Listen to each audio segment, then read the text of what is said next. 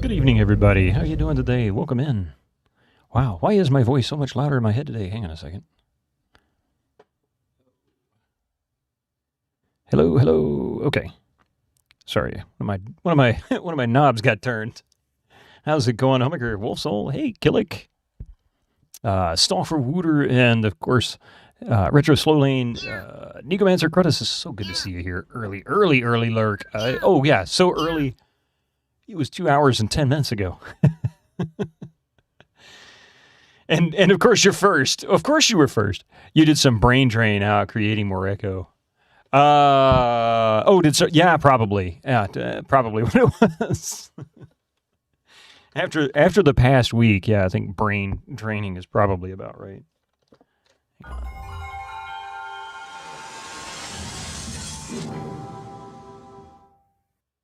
That happened to you once. Let's see. Look at that. I already got DOSBox visible on screen. I did something right. You know what? I want to say there was a trailer that came out for the new Indiana Jones that's due for release here in the next few weeks. Is that right? Is that CGA font? Oh no, it's I think it's either Tandy's or trying to emulate Tandy's, because we're actually, the DOSBox is set to Tandy mode right now as we're playing. Since we're playing King's Quest 3, 1, 2, and 3 all supported. Three simultaneous sounds being played at the same time on the PC speaker. So this gave us the opportunity to be able to play a little bit more of the audio for King's Quest 3 than most people would normally hear. But it also changes the font, I guess, to add a little more flavor to it. But I'm glad you noticed. I don't think anybody else said anything about it last week when I launched it, and I went, the font's bigger for one thing, and it's a lot more pixely. Skyfall, hey, it's good to see you. How are you doing? It's been a little bit, huh? Let's see. I want to see if I can find that Indiana Jones update they had. Well, the pre-purchase is out. It looks like December 8th. Yep, so 3 weeks away. Not even 3 weeks. 3.5 weeks away. Pre-purchase right now, if you got it on Steam, you can get the $70 version or the premium platinum super duper extra special, no whip included, $100 version of it. I don't know what it all includes because there's no whip included. Let's see, pre-purchase or pre-order bonus. What's the pre-order bonus? Would you stop that Windows 11? I need to turn that feature off. It's kind of obnoxious. Oh, crap. Here we go.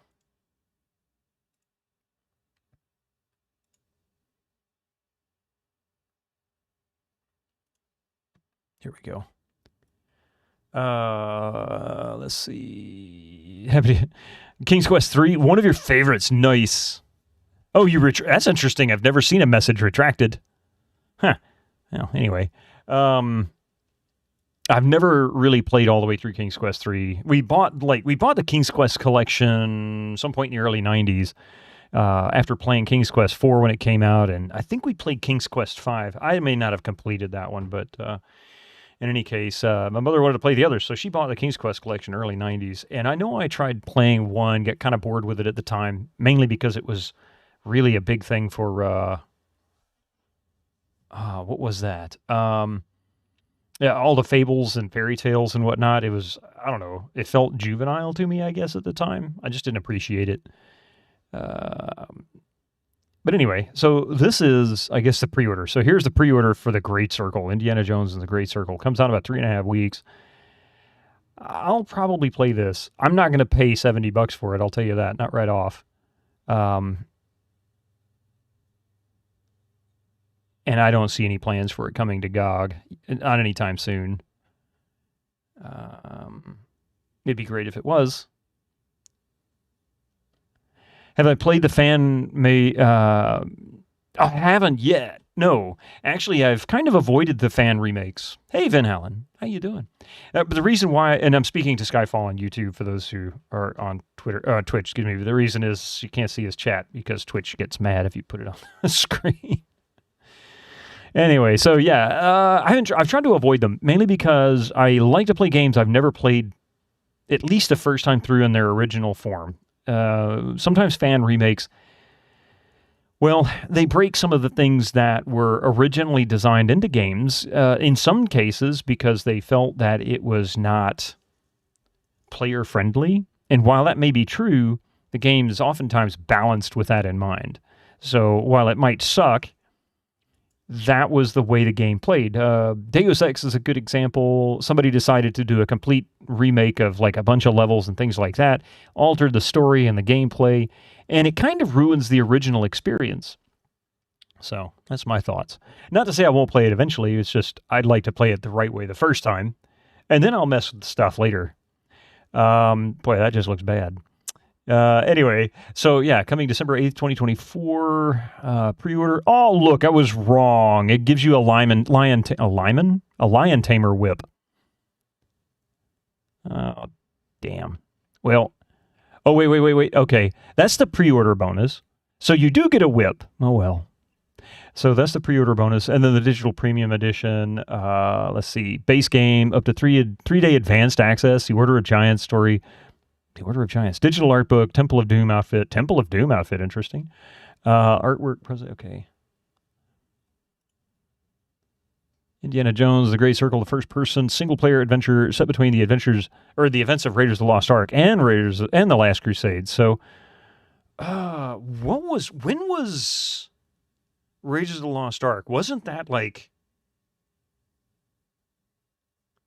34, I think, was when that was supposed to take place. So this is like maybe 35, 36, something like that. Oh, the year is 37. I'm sorry. Last Crusade was later. This will be my first complete King's Quest 3 run, yeah. So I've never played it all the way through. I've tinkered with the opening a few times when we got the collection, but I never actually played the whole game. You are Indiana Jones, live the adventure as Indy in a thrilling story full of exploration, immersive action, intriguing puzzles. As a brilliant archaeologist, famed for his keen intellect, his cunning resourcefulness, and trademark humor, you'll travel a world in a race against enemy forces to discover secrets, blah, blah, blah, blah, blah. I mean, I got to admit, the game looks pretty good, although some of the animation in the videos some reason doesn't sit right with me. I'm not talking about the choppiness. This is intentional. But looking up here, let's go with this. Was that it? Like, it looks good. Don't get me wrong.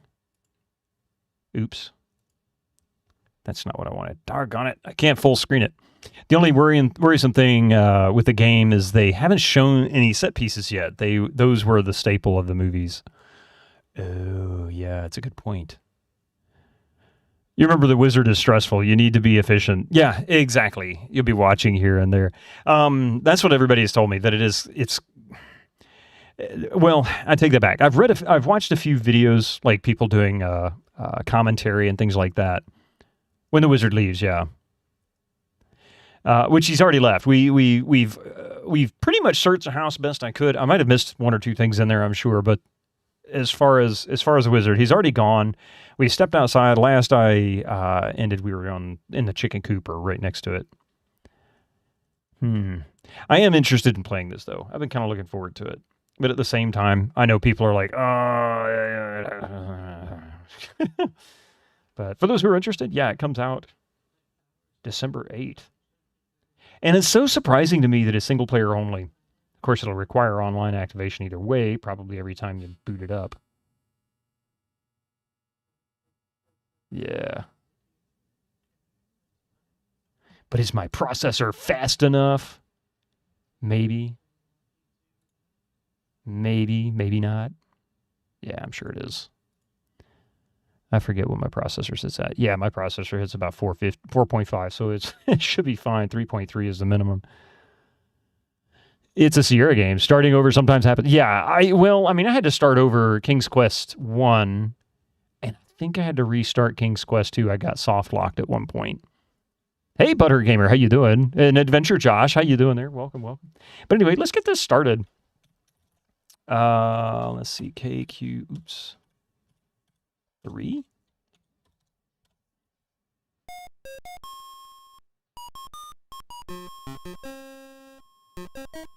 That Tandy audio. I totally forgot to set up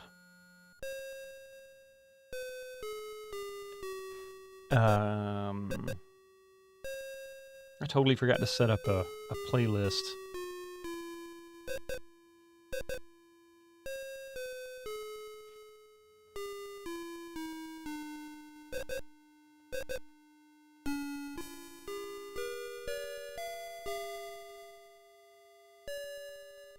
You become increasingly neutral on that design choice.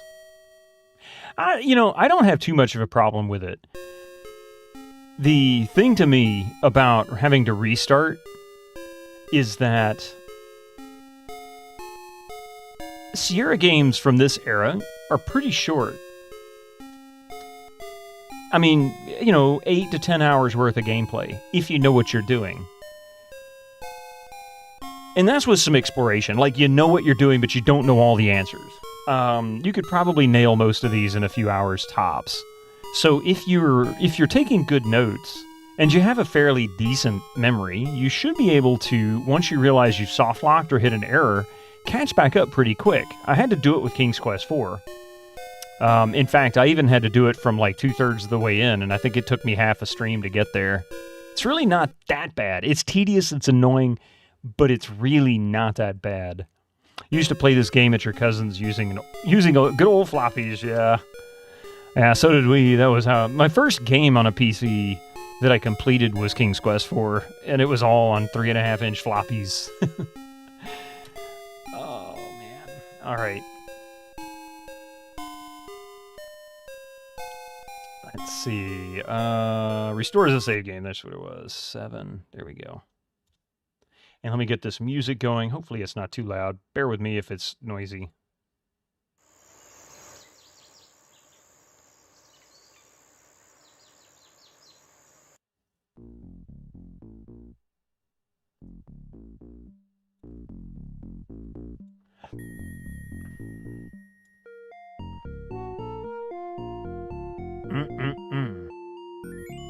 Might and Magic 4. Looking forward to getting into that one. All right, let's see. End of stream.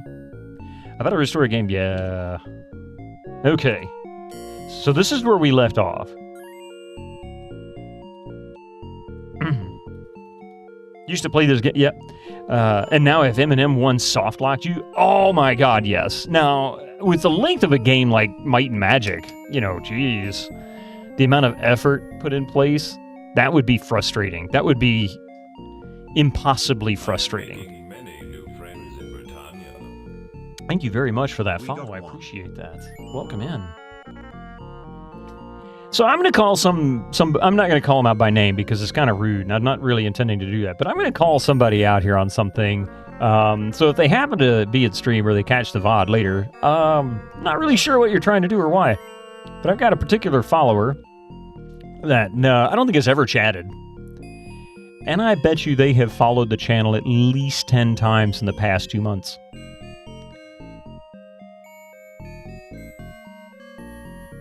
Yeah.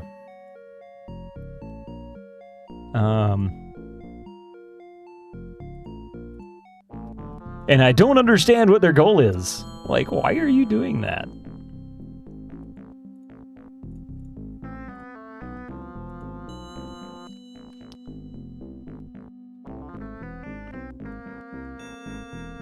There we go. Lazy Crypt, how you doing? Welcome by the way. Sorry, I had to take out the trash. Probably have some trash that'll pop into this channel again. So if you see a funky message in chat, don't worry. It might even get auto-banned. All right, let's see. Anyway, the lone mountain rises from the forests of Ludor. To this cloud-encircled peak, here is the somber house of Manananananan, where you and he reside. Look, chicken. I see a dock in the background. A couple of chickens strut about their chicken coop, as all chickens do. They peck, they scratch, and cluck. The poor things, they'll end up as the old wizard's dinner one day. There is a bag of chicken feed behind the fence beside the chicken coop. I already picked up the chicken feed. Won't let me do anything other than feed him. All right, on my left, I see a desert. I see cacti. In the middle, between the chicken coop and the wizard's home, I see a shack or a house of some kind, maybe. On the right, I see some other huts and also a dock. So we know what to expect there.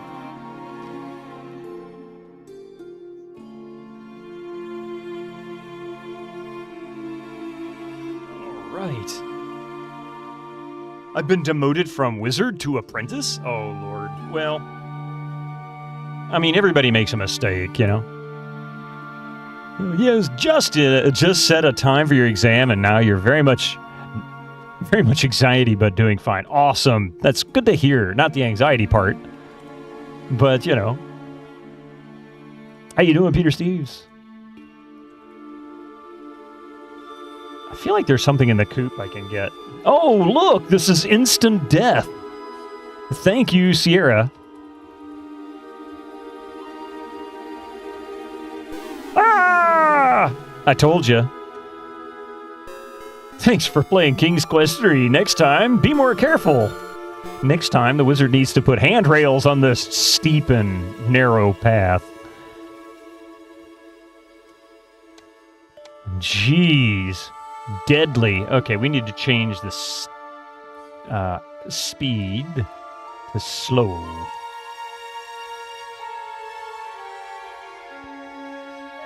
Hey, Drew Stu. Great game choice. This is a cool one. Yeah, it seems to be, except it has typical earmarks of King's Quest. Namely the, look, we're going to kill you by falling off a path that you have to navigate very carefully.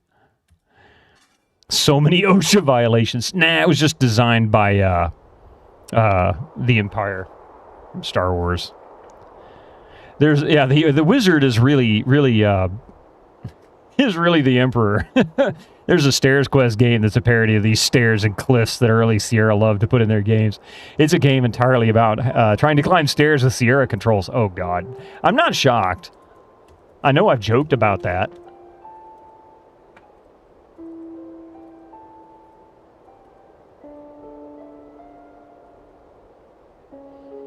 Let's see.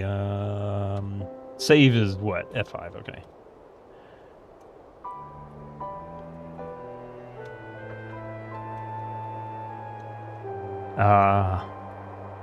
Cliffside.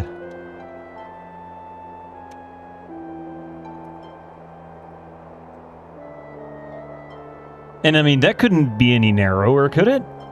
And then, of course, you've got a big old boulder blocking your view, so how the heck am I going to get around that without falling off? Thank you, Roberta Williams. Thank you very much.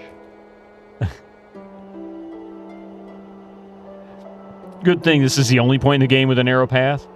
I mean, there's no stairs to fall down from and die?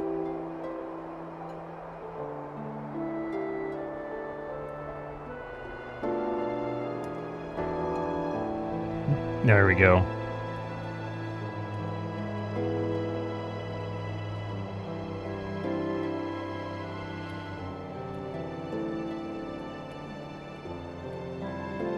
Yikes.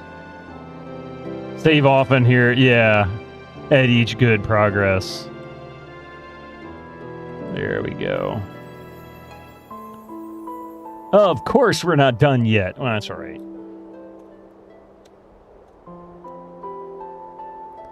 Save scum. I mean, literally have to save scum this. Who would tolerate this crap otherwise? A lone mountain rises sharply from the forest floor. Its jagged peak encircled by dark clouds. A treacherous path winds its way up the steep mountainside. You and the wizard... Oh yeah, we've already got all that crap. I made it. Almost. I can still die here.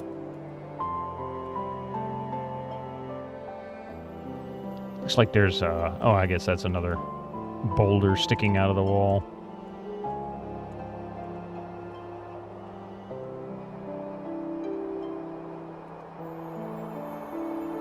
Ground. The soft grass soothes your aching feet. Get rock. Get flower. Get tree. Get limb. Get stick. I don't know.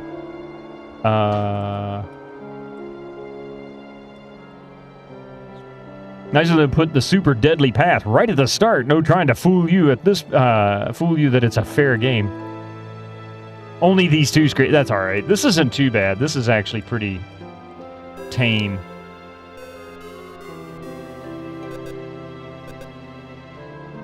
You'll create no magic around me, Gwydion. The hateful wizard growls as he takes the offending ingredients from you.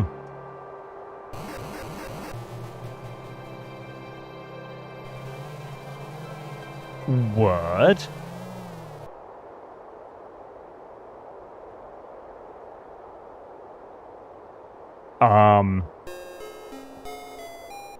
Well.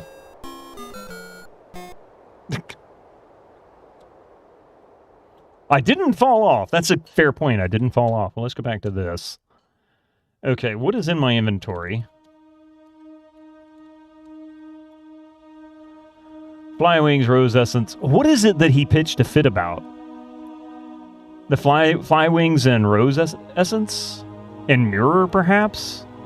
Why are there asterisks next to those?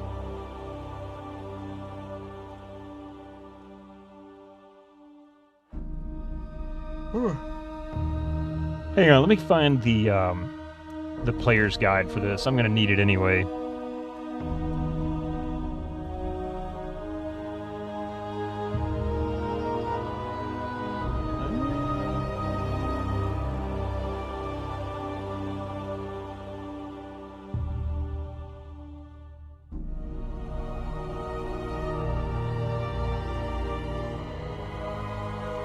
Sierra manuals. There we go. You need to do your first.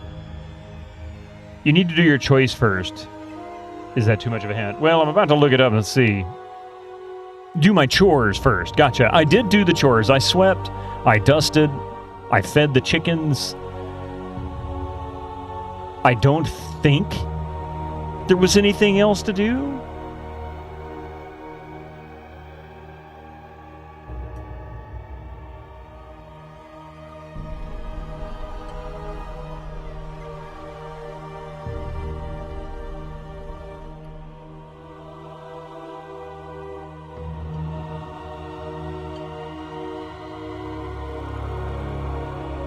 There is more?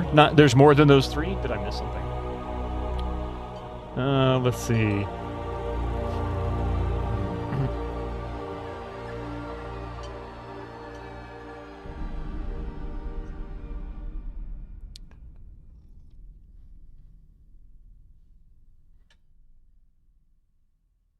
Want a hint? That's right, you stupid son of a bitch!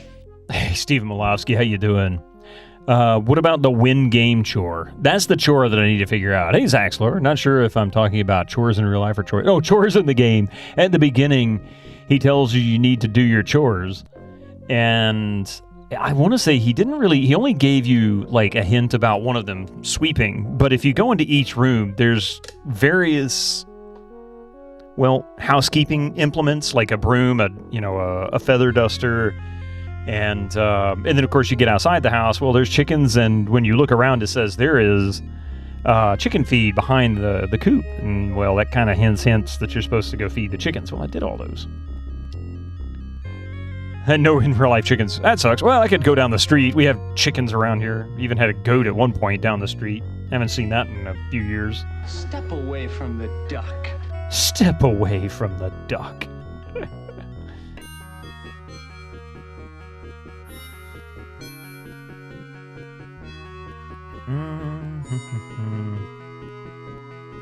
Okay, that's not the manual I'm looking for. I don't think.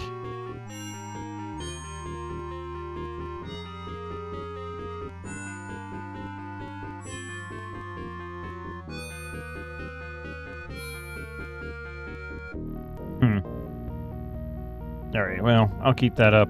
I'm going to need it eventually anyway. Yay, copy protection. Alright, let's see. Feed the chicken, mop the hall, empty the night bowl. Empty the night bowl? But what is with the... Why is there asterisks next to fly wings, rose essence, and mirror?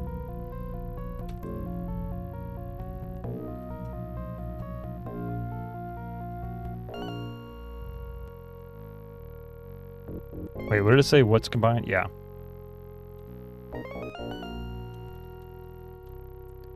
Find the magic map? Oh my god, is there more to this than I thought? Okay.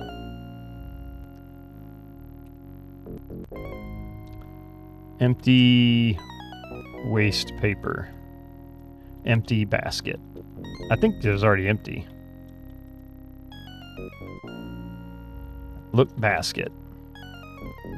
Yep, emptied it yesterday. Look desk. Ingredients if you... Oh, okay, I was wondering. I'm thinking you're right, Drew Stew. That might be the stuff I'm not supposed to have, which makes me wonder, do I need to start over? Is there a way for me to put it back?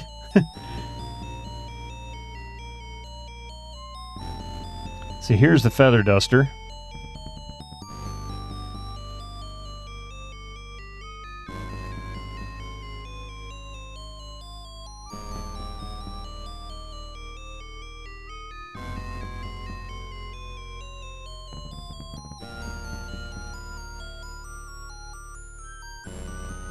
And it's going to make me go down that stupid path again, isn't it? Okay. Hide fly wings. You might need it. I might need it, but where would you hide stuff if you were a kid? Probably up in the room.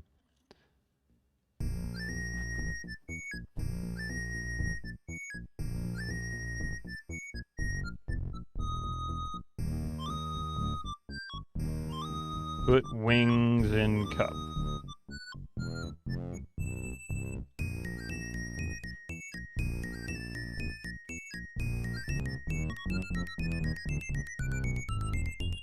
Oh, he's stuck on the stairs. It's so weird. These stairs act like they're running diagonally across the screen. I guess they are.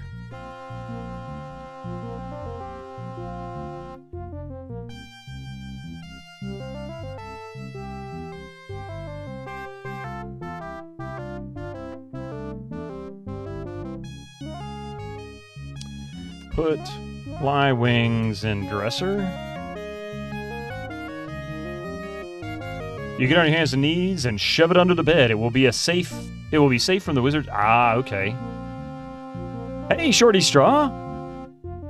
7 and 13. Yeah, I could do the diagonals, I guess. I never use that. I probably should. Let's see. What do we have? Inventory. Rose essence and a mirror. Put rose essence under bed. How you doing, Shorty Straw? Whoa, diagonal, right?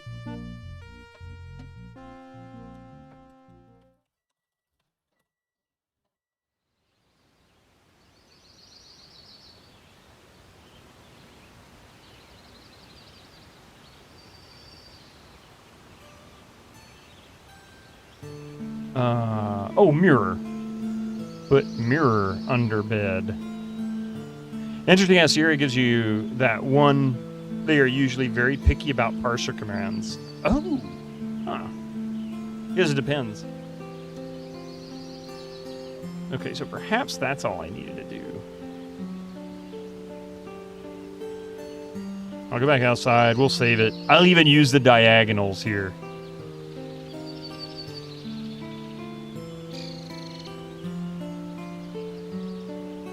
How fancy. It's still not perfect, though. Uh-oh. I have returned, Gwydion, and I am ready to eat.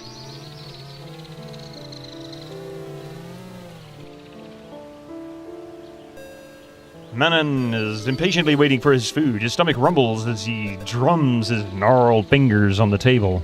You'd better feed him quickly, or dire consequences may result.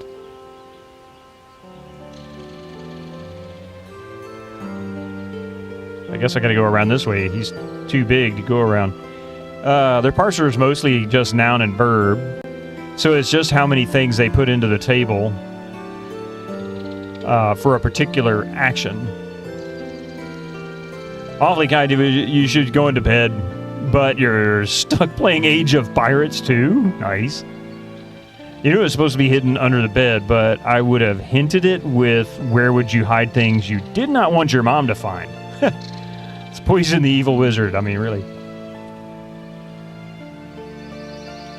Let's see. What's on the shelf? Look, shelf. Kitchen shelf holds many ingredients.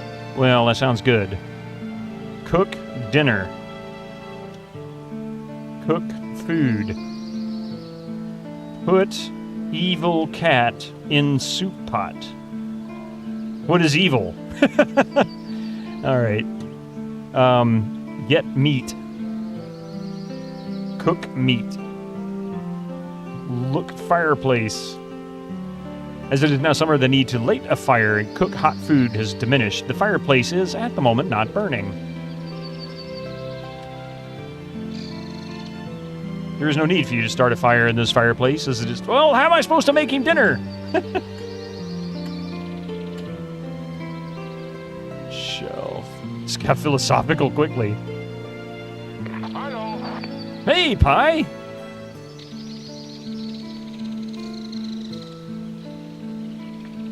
Ah, yes. We got some fruit, got some bread. Leftover mutton chop. Get chop.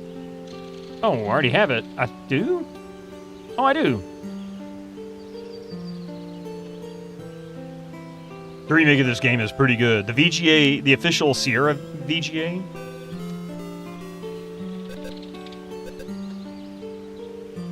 You place the food on the dining table before the hungry wizard. Ravenously, he devours every bit of it. Give bread to wizard. He doesn't seem hungry right now. MST! Bit 2? Man. Oh, you're talking about the fan remake? Yeah. So, there we go. It's obvious the wizard enjoyed his meal as he lets out a satisfied belch. He rises and leaves without so much as a thank you. This guy's a real inconsiderate tool, isn't he?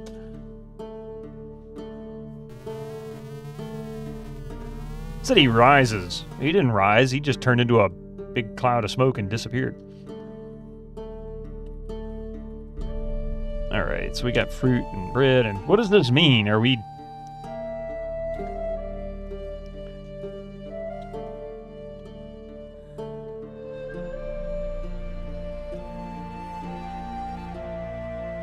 But the cloud of smoke rose. That's true.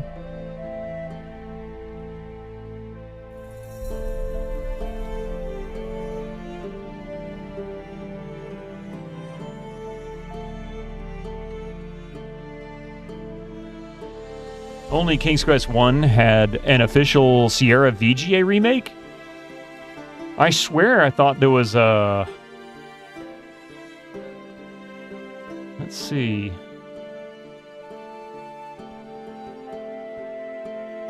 You're gonna make a corn something with corn. Well, good, because if you made a corn something with, like, jelly beans, that would be weird. Yeah, Space Quest 1 has one. Quest for Glory, aka Heroes Quest, had one. I thought more King's Quest had them.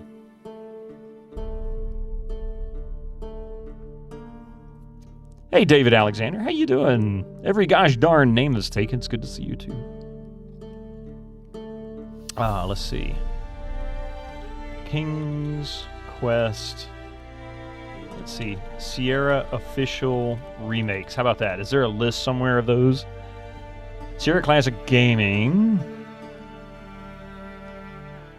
So, yeah. Leisure Suit Larry, King's Quest 1. Police Quest, Quest for Glory 1, Heroes Quest, whatever. Gold Rush? Nah, Gold Rush didn't get one. I know that. It has to be fan-made if it was. Or, I take that back. It might not have been a fan-made one because Gold Rush was not actually made by Sierra. It was published by Sierra and treated like an in-house game. I remember playing it. It's a real pain. It has a fan-made remake, yeah.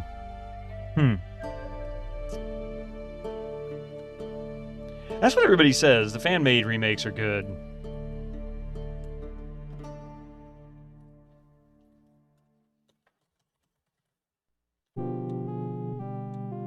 Fans are amazing, especially when it's hot outside and you turn them on and you're like, oh, so nice.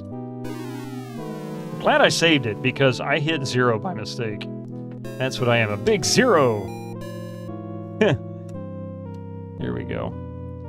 Okay, first, slow it down.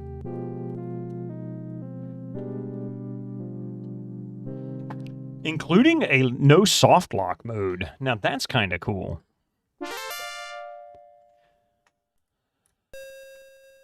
Why is he appearing?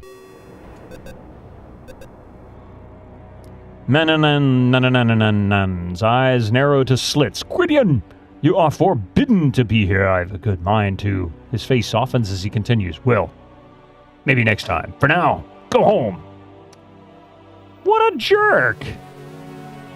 You know that most of the puzzle in this part of the game are copy protection. Are they really? Well, I got the manual up, so if I figure out what it is that it's trying to copy protect me on, like what it wants.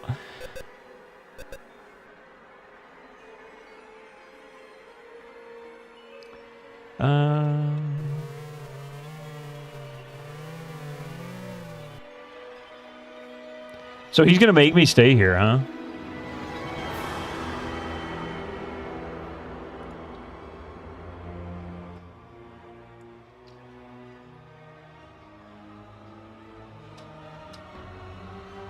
Get the volume up just a smidge. Oh, yeah, wait a minute. Normal.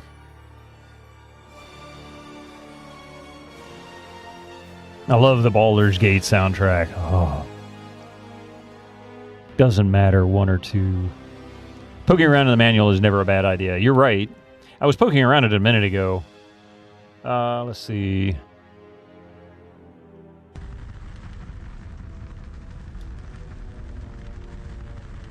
We got a fire on our hands. I hate it when that happens. Tips for the beginning adventurer. We already know that. I'm not a beginning adventurer. I might have played 1 or 2 of these in my time, perhaps.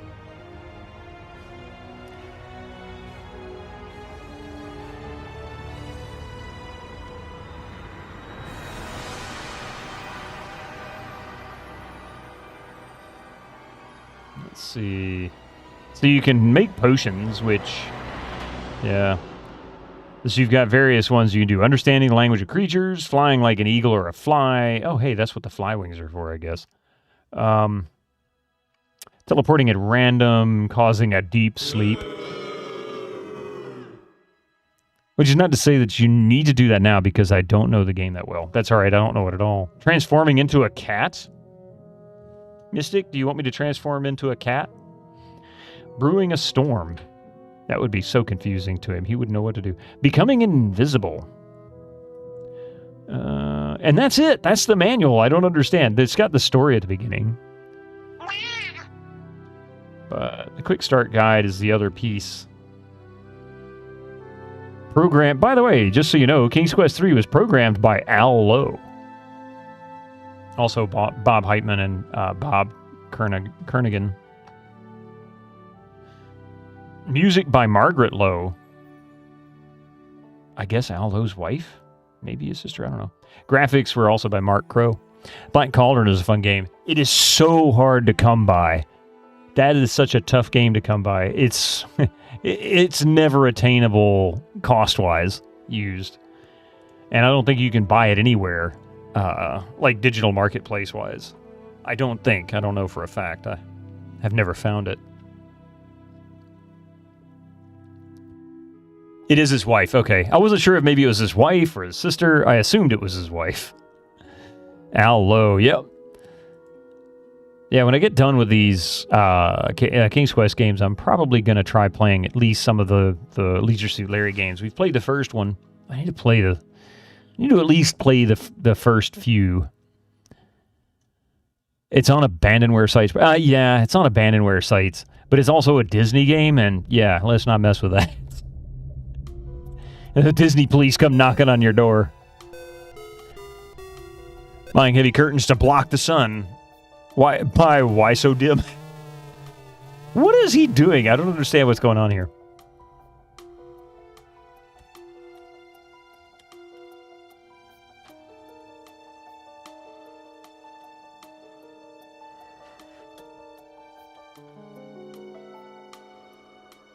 Let's see. Titles cover many subjects from ancient Arabic mythology to a study of the heavens to the philosophies of Socrates. I mean, honestly, Slash Life, I kind of get the impression with all the gas he leaves behind, that mutton might have been a little bit rich for his stomach. Just saying. Good morning.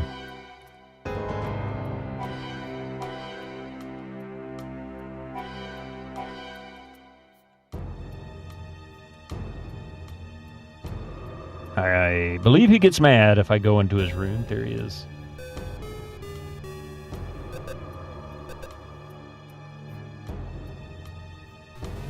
Darn it! And actually, your stuff, you have no clue how that happened.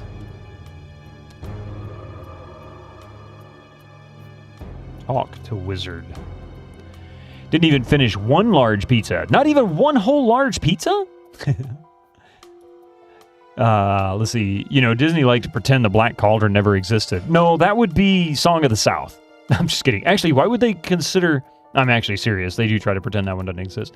But why would they consider... Why would they be afraid of the Black Cauldron?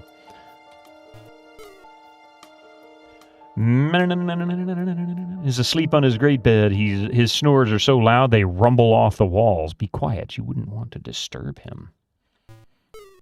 Sneak. Okay, let's see. So I guess the guy here, he's got some dark thoughts because didn't do well at the box office. I saw it in the theaters, but I was a kid. I didn't know anything. It was like, what, 12, 13 maybe? I think they avoided the Black Cauldron because it didn't do that well. Yeah, up until the 80s, they were pretty much hit and miss on cartoons. They did great up until the 60s, and then through the 70s until about 80. Well, actually, in my opinion, probably, I guess most people would say, what, Little Mermaid or Beauty and the Beast. True Carlin, welcome to the chat, but the Black Cauldron is available on Disney+. Yeah, I mean, that's not to say that they don't, they don't want people to watch it.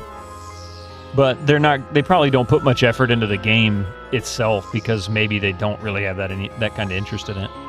Mostly stopped doing animation in the 70s, yeah. They had a bit of a downfall through the 70s. They struggled with any films doing well. Here's a little secret film for you may or may not be aware of from Disney. It's called The Black Hole. Came out in 1979. It was their answer to Star Wars.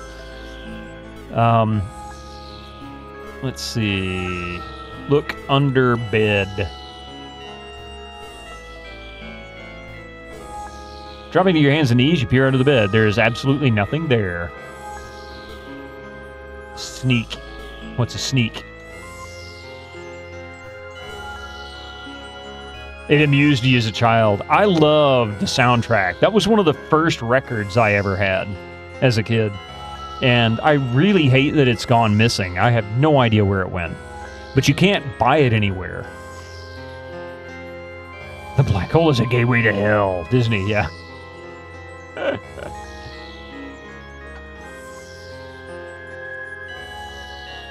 Yeah, it was cheesy, but it was awesome, wasn't it? It's just one of those obscure ones.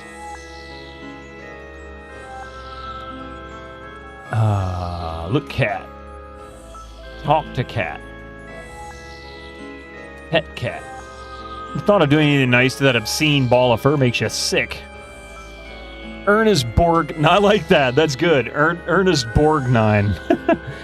I think it's awesome if you like. Yeah, exactly. It was sci-fi camp. It also had what's his name from Psycho is the movie that convinced you that sci-fi movies aren't sci-fi.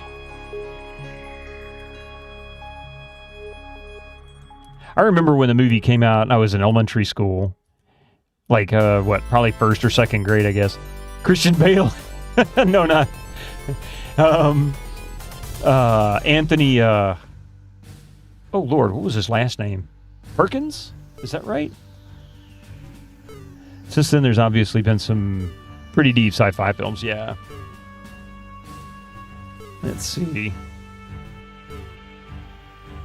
Whoa, that was a dark thought. We can take care of that wizard real quick. I've got an item in the inventory specifically to do so. But everyone wanted to do space adventures with sci-fi decorations. It was Perkins? Okay, thank you. I couldn't remember his last name. And, lots of people in it. Maximilian Schell. Ernest Borgnine.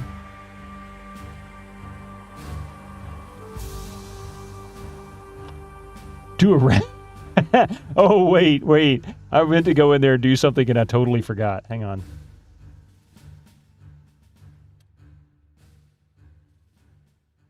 It's a Sierra game. We have to do this. Kiss Wizard. Ugh, you don't want to do that, do you? Motorboat Wizard. There you go. That's the closest I could get to Raspberry. How's that? Spoon Wizard only available. That's the Leisure Suit Larry edition.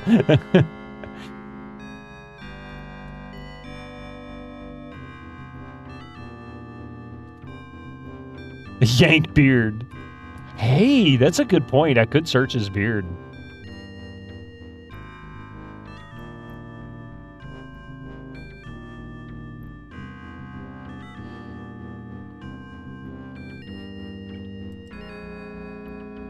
Of course, he doesn't know how to run. Let's see. Take beard. Get hat. Get beard. Get robe. Look under wizard.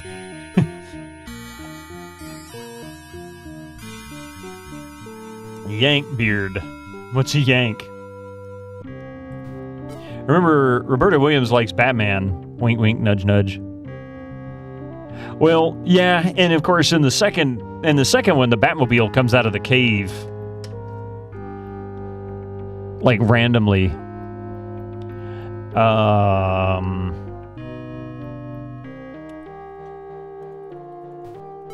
Put wizard's hand in bowl of lukewarm water. Take snore. Take Z's. Take snore. Put hand in bowl of lukewarm Yeehaw! Slap my water. sister and call me Billy Bob. What's lukewarm?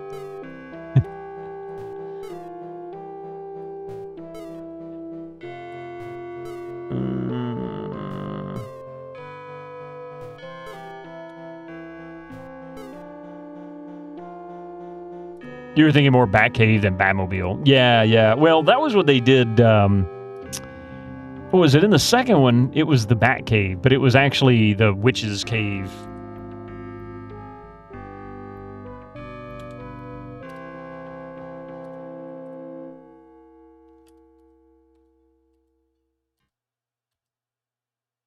That pot in front of the bed was uninteresting, I guess. I've tried messing with it before, and it didn't give me anything. I can do it again just to be sure. You can wake him, but it is likely a death, as is most everything in this. Mana mana doo doo doo be doo be doo mana mana doo doo doo doo banana nana doo doo doo doo be doo doo doo. I mean, I have no clue. Feed spot tuna, right? Look pot. This chamber pot is on the floor beside his bed. Clean chamber pot. Clean pot. There you go. Get pot.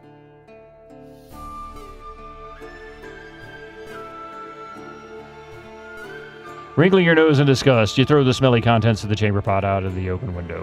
What a way to make a You living. non-subscribers, use your Twitch Prime now. It wasn't a witch.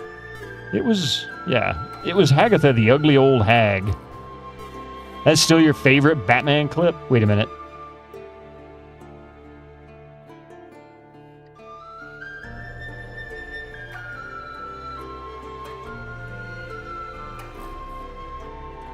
I don't want to play it on screen.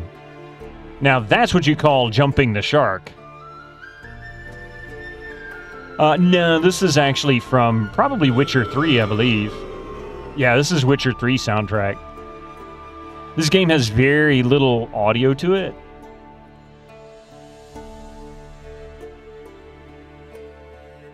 Why has Batman got a shark attached to his leg? You hear angry yelling from below the window, but wisely choose not to investigate further.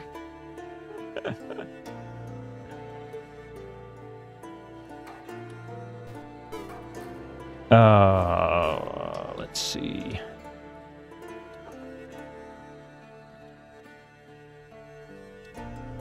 Wake Wizard. You speak softly to the sleeping wizard. Rumble sleepily, thumbing his nose as if at a fly. But soon the snoring resumes again. Stick fingers in nose. What's a stink? Wait, stick fingers.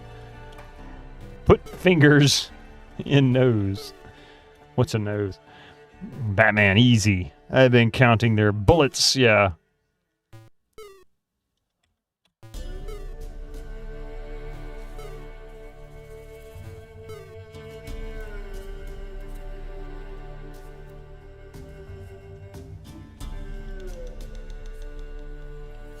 That slow walk he's doing is getting rather aggravating.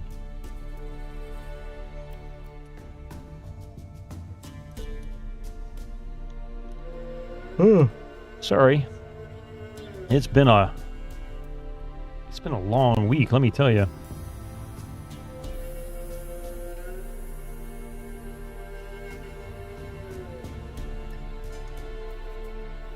Hey, Zwizagon, how you doing there? Look pot.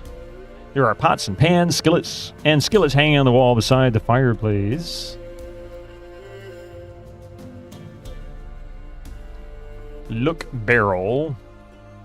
The barrels only contain foodstuffs. They are too huge to move. Get cat. Oh, what in the world? Get cat.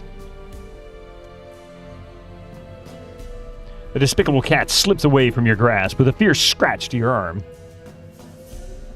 Look shelf. Use broom. Get broom. You slept for about 6.5 hours today. Spent over 24 hours on it. Oh my god, I hope everything's okay. I mean, clearly not if you spent 24 hours sitting there. Can't pet the cat. Game is a 0-10. Yep. Not 6.5. 6.5 hours. Oh, yeah, okay. Wait. So you really only work 3 hours then?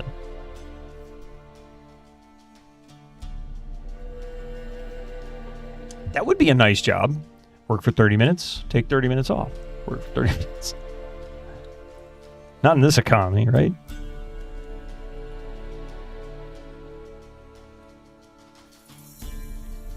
Look shelf. It's just as it appears. There's always a moose head in Sierra games, just so you are aware. Look basket. Look top shelf. Look cupboard. The oak cabinet has a brass handle on its door. Your feather duster is lying on its top, which we can't open the cupboard. Open cupboard. Or cabinet. Half an hour here, half an hour there in between. The snoring and the alarms and being poked with needles, yeah. I don't know. Is he going to yell at me again?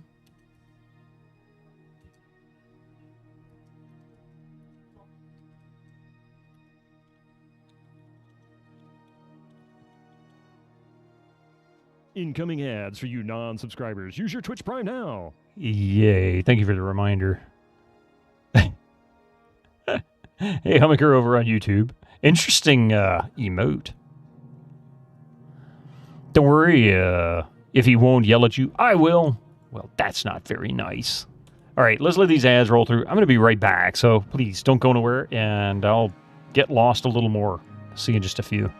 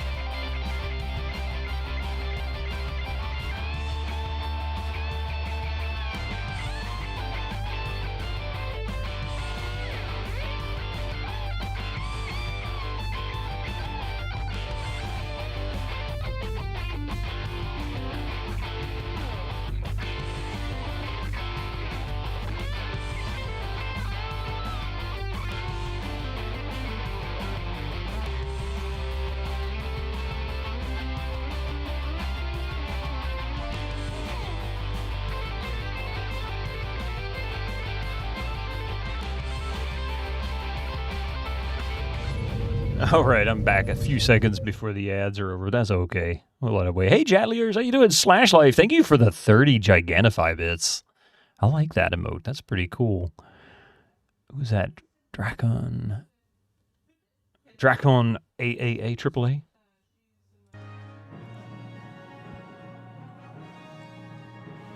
And what in the... Oh, my God. DC Bueller Gorilla.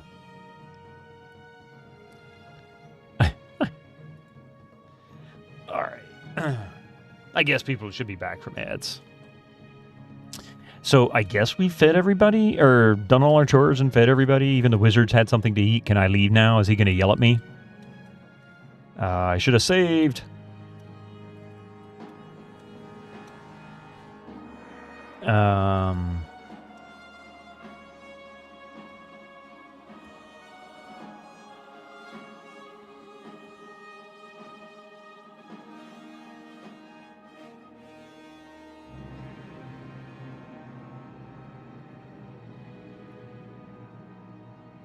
Here we go.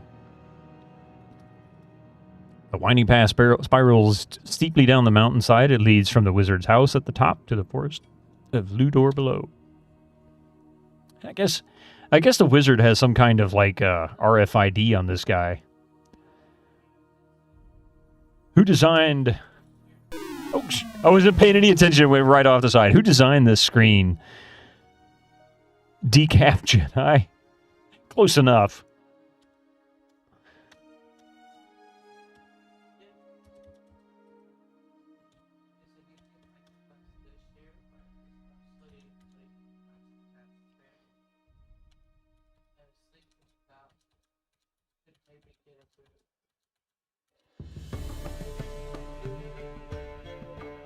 Always like this tune.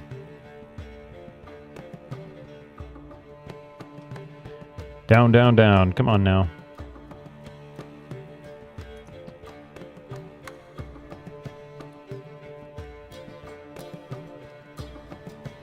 I still don't know if I'm supposed to leave yet.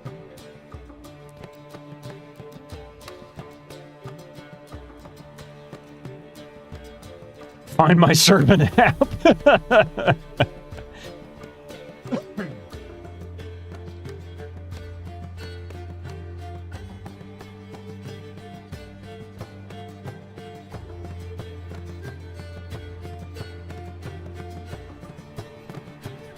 There we go. I think we made that. Now, is he gonna poof out of nowhere and say, "Where are you going, you little whippersnapper?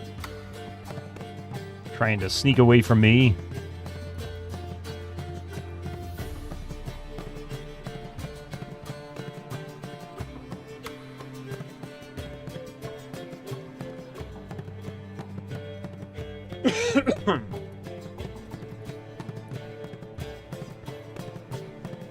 Last time he appeared right when I stepped on those little black spots there. That might have been coincidence.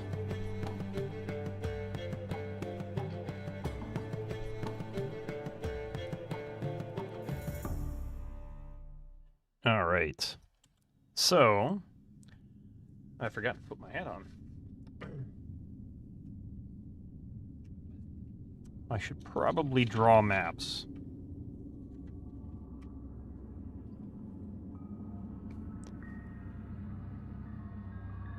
Must resist. Yeah, I'm going to make lots of mistakes. Oops.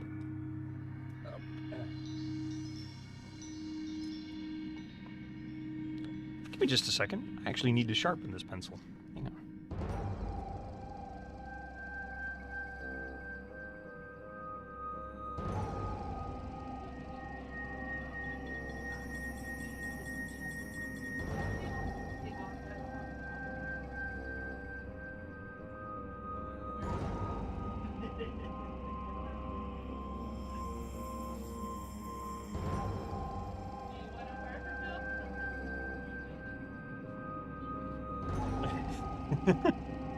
Hey, Telfan, Lizzie, how am I doing? I'm doing all right.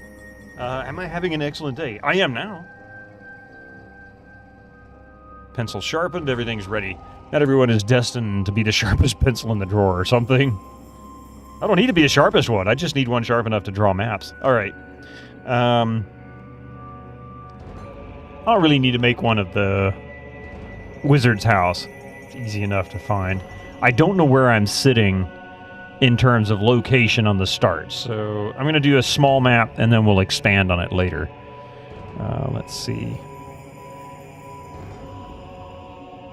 Actually, how about I do it in my notebook and then I'll come back to this. Craft papers. Easier or harder to come by. You know. Get back to work, young man. Tangoed. How you doing, Ridge?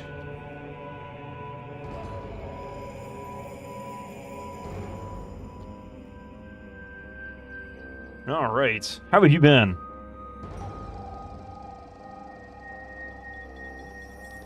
Let's see. All right, so we've got...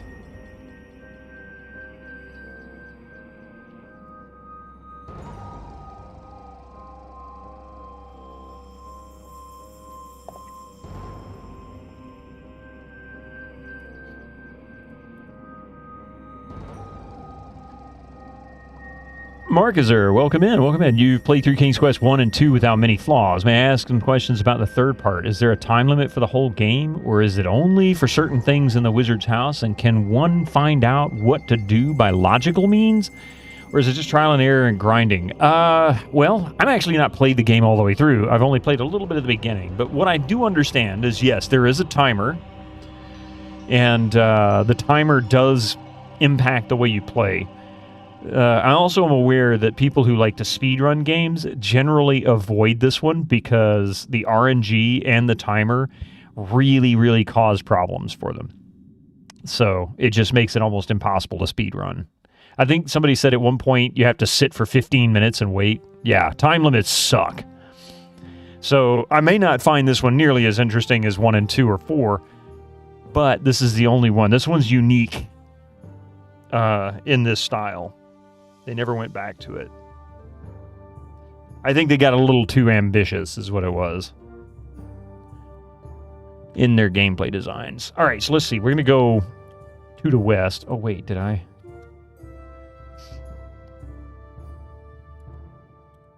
Let's see.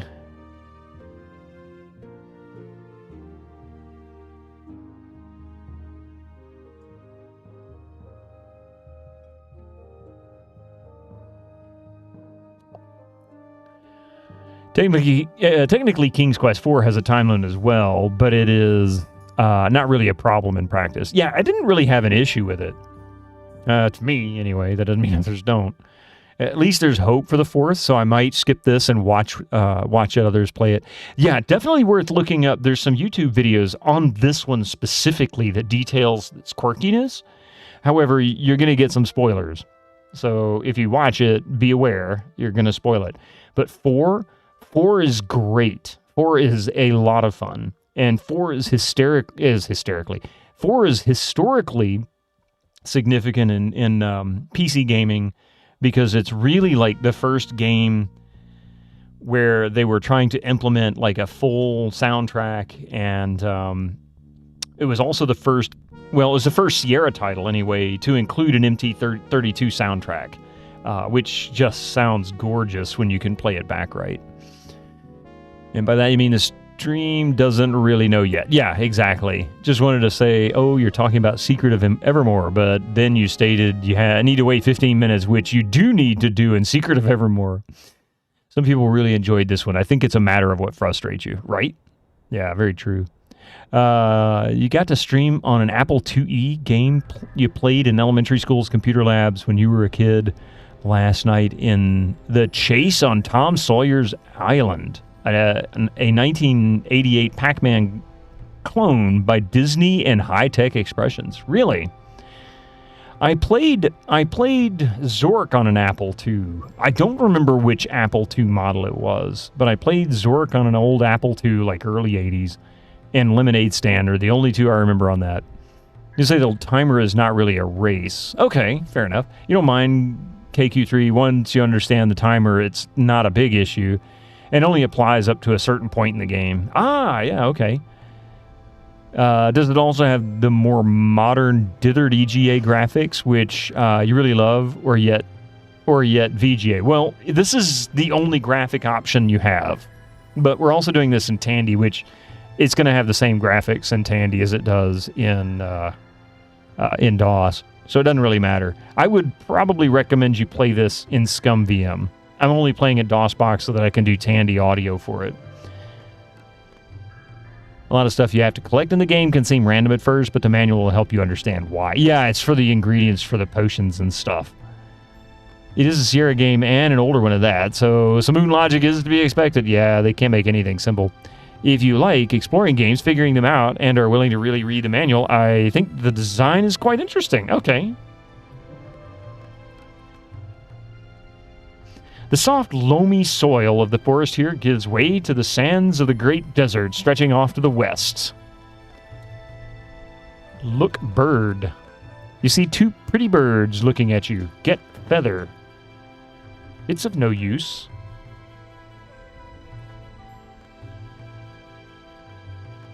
Climb tree. None of these trees are suitable for climbing. Well, that hints that there may be one that is climbable. Look, cactus. Where? Right here. No.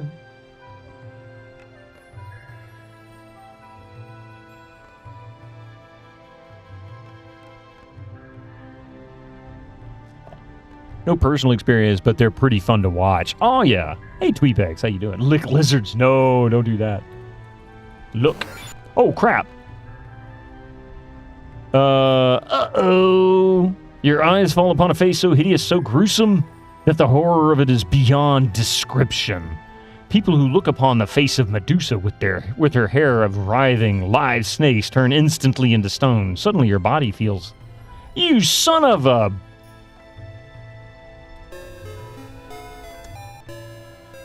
You streamed the Black Cauldron last year, not because you wanted something to play, but because you played that particular game on a hand-me-down Tandy 1000 PC in high school in the late 90s. Wow! A Tandy 1000 in the late 90s? Oh, man, I gotta do this again? It's alright.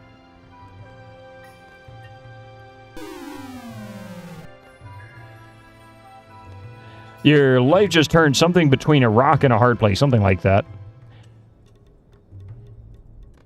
I don't think I ever played Black Cauldron. I was aware of it, so maybe somebody I knew had it and I played it, but I remember the game being available.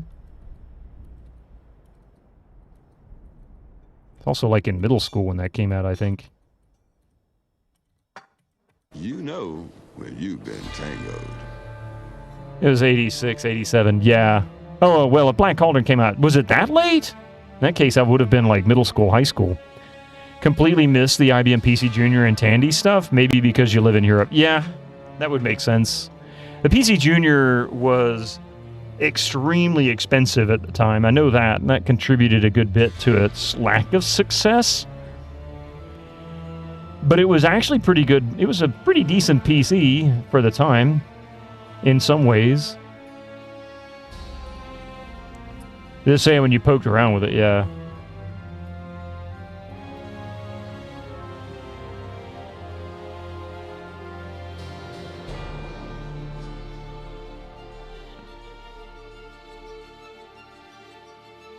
It was kind of neither fish nor fowl, yeah.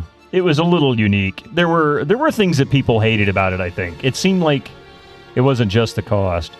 Yeah, not cheap like a C64, not capable like an XT, right?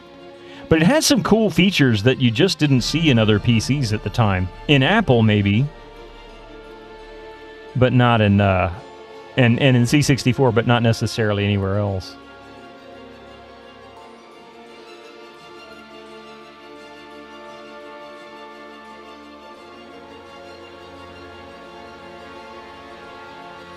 It had nice colors and sound. That it did. Look, bird.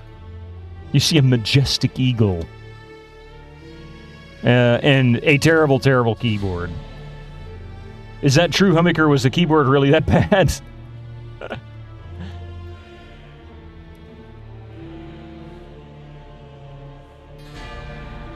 Oh, crap, no! What? Silly fake 3D. Around here, Acorn, BBC, Spectrum, CFC, or CPC, pardon me, were quite a niche. But they were there, and then the C64 and Atari ST, The chiclet one was Garbo. Yeah, he didn't have the chiclet one, I know that. Or at least I'm sure of it. I'm trying to remember what it looked like. But I feel like he had the big clicky one. You had a 520 ST. Not sure what that is. Hang on a second.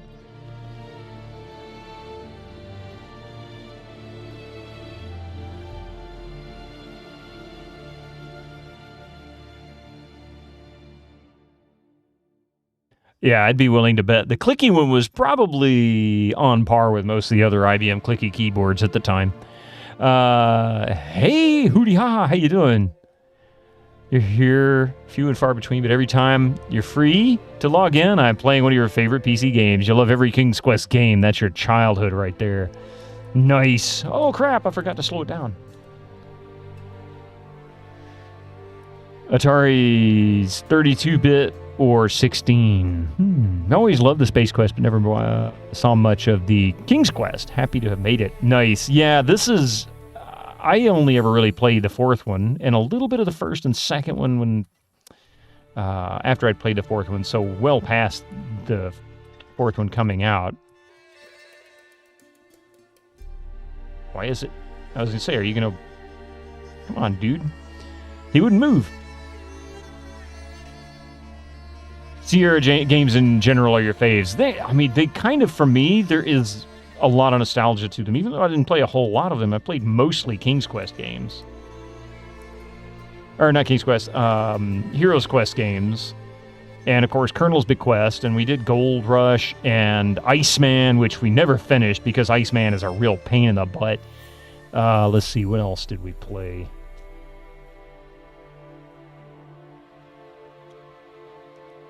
That was also interesting. Oh, yeah, we also had the card games, because they did, like, Hoyle's, Hoyle's card games for Sierra were actually pretty good. What's interesting, you also think MSX machines. I like the concept, and different manufacturers did their own interpretation of it. Nice.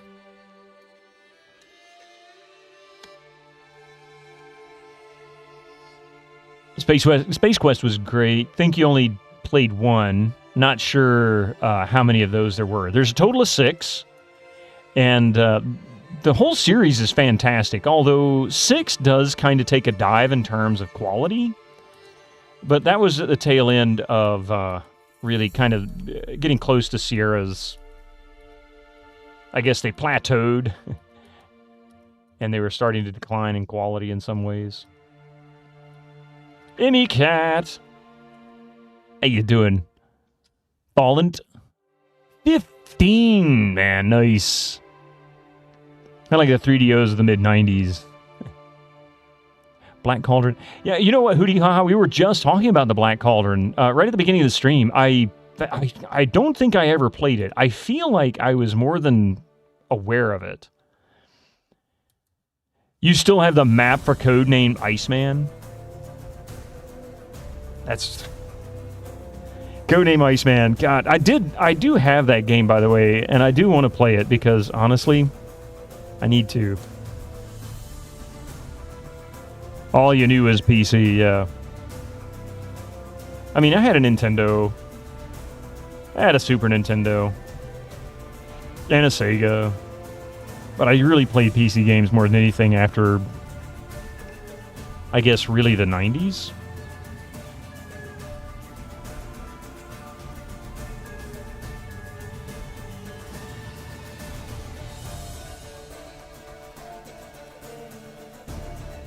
I think I need to start in the middle. I'm wondering if the wizard's house is like right in the middle of the map.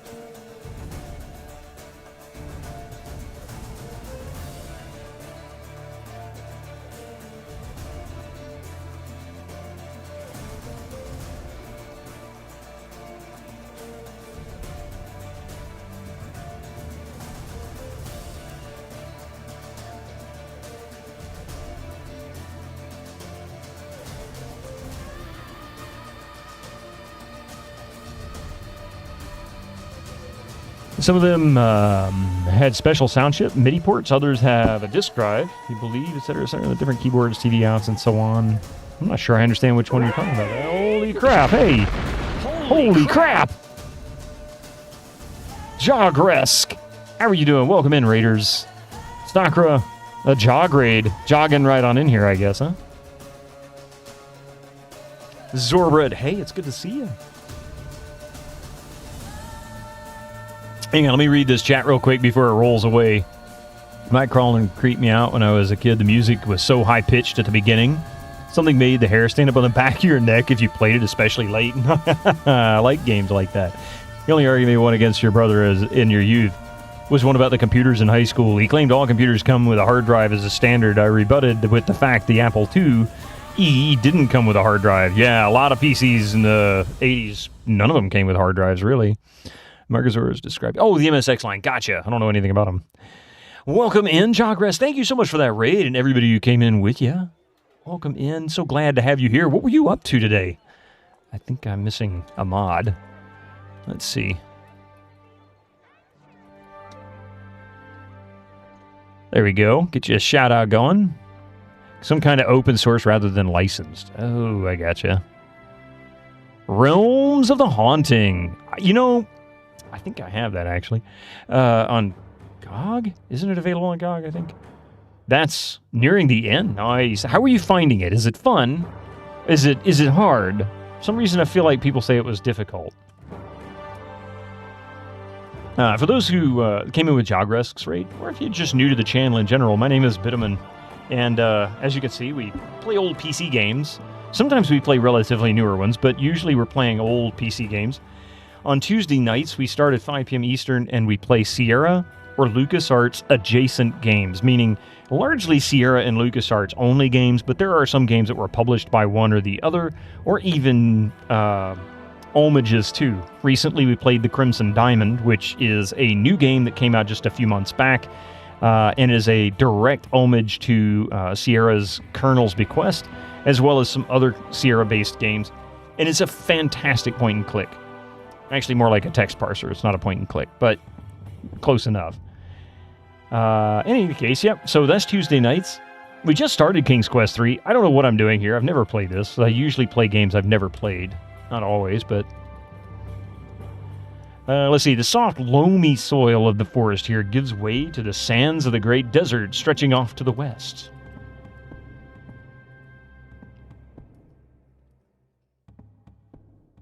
It works out like that.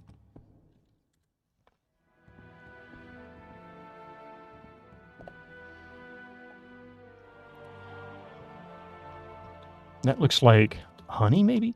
Soft, loamy soil, let's see. Uh-oh. Oh, come on, dudes. What, did they rob me? After recovering from a whack on the head at the hands of the bandits, you stand unsteadily, taking stock of your holdings. You discover that all of your possessions have been stolen. You love the descriptions that pop up in these games. Soft, loamy soil. You can get a snack, no problem, Jogress. Thank you so much for the raid, by the way. If you're not following, give him a follow now. Do it. You must bring us a shrubbery. Oh, wait. Wrong King's Quest.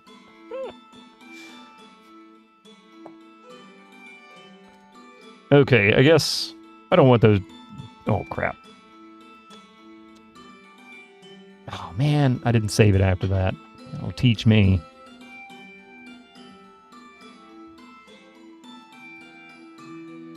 You might like the Black Cauldron. It is the lone AGI game to not use a text parser to make it more kid-friendly. Really? I didn't know that. That's some interesting history. Oh, we are the knights who say ni. No, we are no longer the knights who say ni. We are the knights who say icky, bicky, whatever he says. Yeah, I can't remember exactly what all he said. No.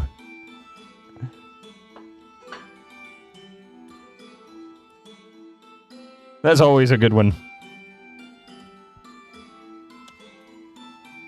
Alright, since I'm getting attacked everywhere I go that way, how about we go this way? I guess I'm going to get attacked no matter what.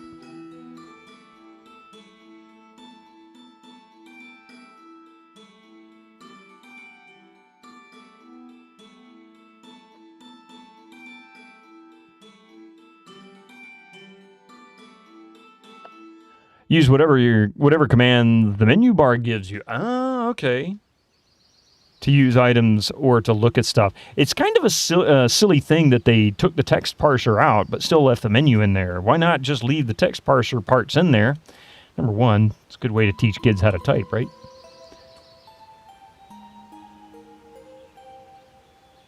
Oh, let's see.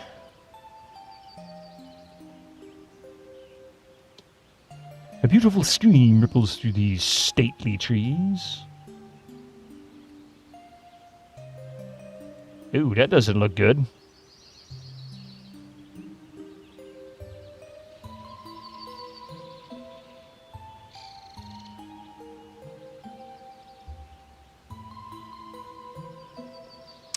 These games force you to use your imagination You'd imagine a real forest here. If I saw a wolf approaching like in King's Quest 1, I'd get tense. Yep, I'd imagine jumping in the streams and swimming around. I kind of was the same way. I was that way with Zork, to be honest. You can cross a river without dying in a Sierra game. I know, I have expected you to fall in there and do the little dog paddle thing until you type swim. Look web. Oops, damn it. It's the largest web you've ever seen. You can't help but wonder about the spider which could create such a web.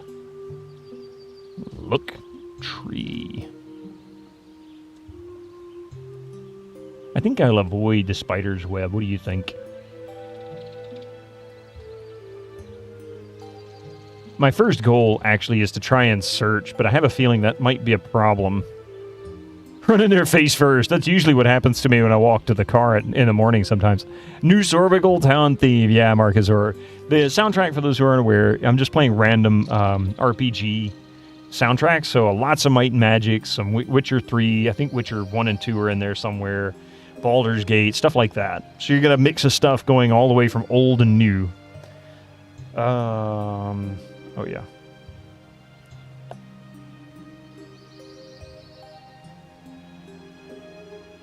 You are standing atop a bluff overlooking the ocean and see a village to the north. The soft grass of the forest has been replaced by the coarse grass of the seashore.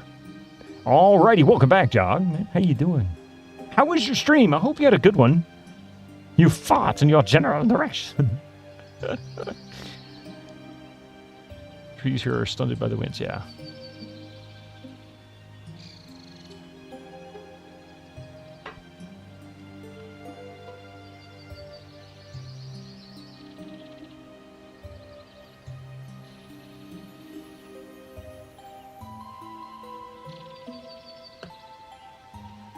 I am going to go in to the stores here, but I want to be able to map this out a little bit. So I'll explore. Actually, you know what? Screw it. Typically rushing rapids and acid pits, yeah. Open door.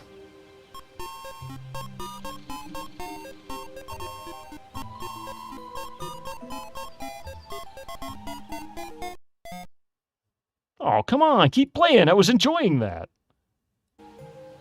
You were hoping to finish Haunting, but you guess we were going to stream 4 with it. Well, that's just the way it works. Usually for me, it's like, oh no, I gotta finish. And everybody's like, yeah, you know it's almost done, right? You're almost finished with the game. I'm like, yeah, I know, but I'm like an hour overdue and I gotta go to bed, you know. Aren't you a bit young to be buying ale at this establishment, kid? Bottles of rum and wine sit atop shelves behind the bar. A pretty barmaid stands there. Oops.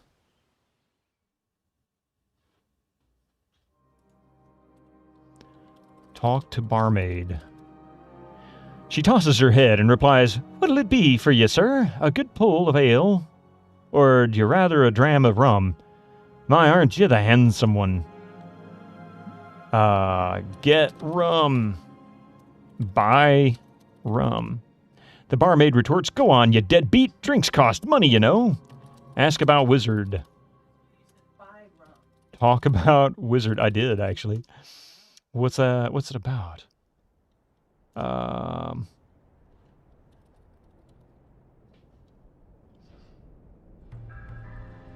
That's what happens to you too. It kind of sucks, doesn't it? How old are you supposed to be in this game? I'm not sure, but you're, but thank you for the follow. Appreciate that. I have no idea how old you are. Maybe teenager? I'm not really sure. Got the same tapestry as the wizard hanging on the wall. You left off Wing Commander Prophecy on the final mission last week. I actually have that game. I've never played a Wing Commander game. It's the only one I got a box for, and it's not even the box. It's really just the collection. But Prophecy and what all was on there? Dune 2000 and Blade Runner. It's a good box. You think you left at age 18. Okay. Yeah, I was thinking teenager. Good day to you, young man. greets the storekeeper. What can I do for you? You're supposed to be approaching your 18th birthday. The wizard came up with a rule about killing the kids he kidnapped at 18. Yeah, okay. So the pressure is on. The store is full of general merchandise and supplies to meet the needs of the village. A friendly storekeeper bustles busily behind the counter. Look, dog. The dog lying on the floor is obviously a mutt. The name Kenny is embossed on his leather collar. Look, shelf. The shelves are filled with all sorts of useful items. There are a few items of particular interest to you. Leather pouches, salt, fish oil, and lard. Ask about pouch. Talk. Let's see. Look, pouch. Take pouch. This is a business, not a charity. You have to buy the things you want. This is according to the story in the manual. Yeah. I need to go back and reread it. I read it months and months and months ago.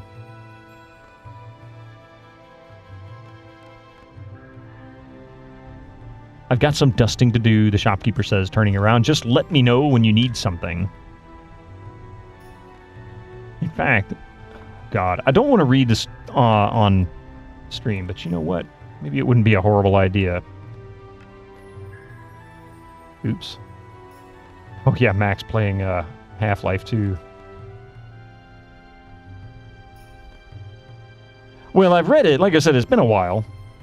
I don't necessarily want to read it out loud. It's not terribly long, so I guess it's worth it. Just to make sure. King's Quest III, To Err is Human. So, tell me about Luna. You mean the latest masterpiece of fantasy storytelling from Lucasfilm's Brian Moriarty? Winter Slice, he could. Extraordinary adventure with an interface of magic. Stunning, high-resolution 3D landscapes, sophisticated score and musical effects, not to mention the detailed animation and special effects, elegant point-and-click control of characters, objects and magic spells. Beat the rush! Go out and buy Loon today! Alright, tell you what I'm gonna do. We'll read this kind of together. Where is it? There we go. All right, so a long, long time ago, when magic was the only science known to man, there dwelt in the land of Ludor a wizard named Manananananan. He was very learned in all matters of the heavens and earth. Of great age, Mananananan presented a frail appearance, as though his skin were made of bleached and weathered parchment. Manananananan's impression of fragility lasted only until one looked into his coal-black eyes, which burned with a strange fire. This was indeed a powerful wizard. Although he was powerful and capable of conjuring up vast armies of spirit servants to sweep his hearth, prepare his meals, and other menial tasks, with which he would not soil his hands, this solution to his everyday needs was not satisfactory to him. For he liked his solitude and didn't want a lot of spirits who, besides all else, are quite inquisitive and mischievous, cluttering up his house. Instead, he impressed a young boy to do his bidding, taking the lad when he was only a year old, so he would have no memory of him to tug at him in the years to come. Unfortunately for the Big M, or that'll be his name instead of Manananan, boys grow up and become adventuresome young men.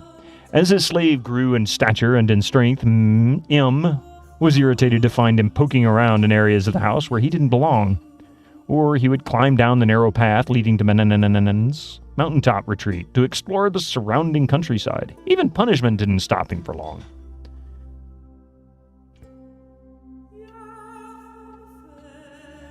Let's scroll it over. There we go. One day, when his slave was 18 years of age, the wizard found him practicing magic spells. This was the last straw.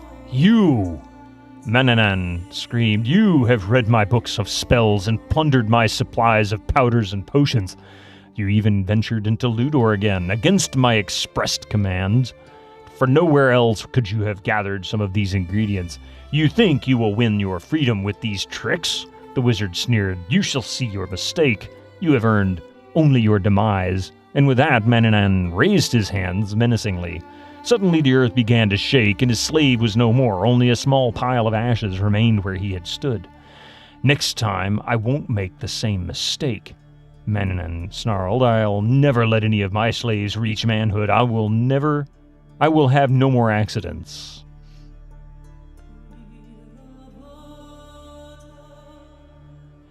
And so the years passed. Mananan went out and found another small boy to be his slave. He stole him from the country some distance from Ludor to direct suspicion away from himself.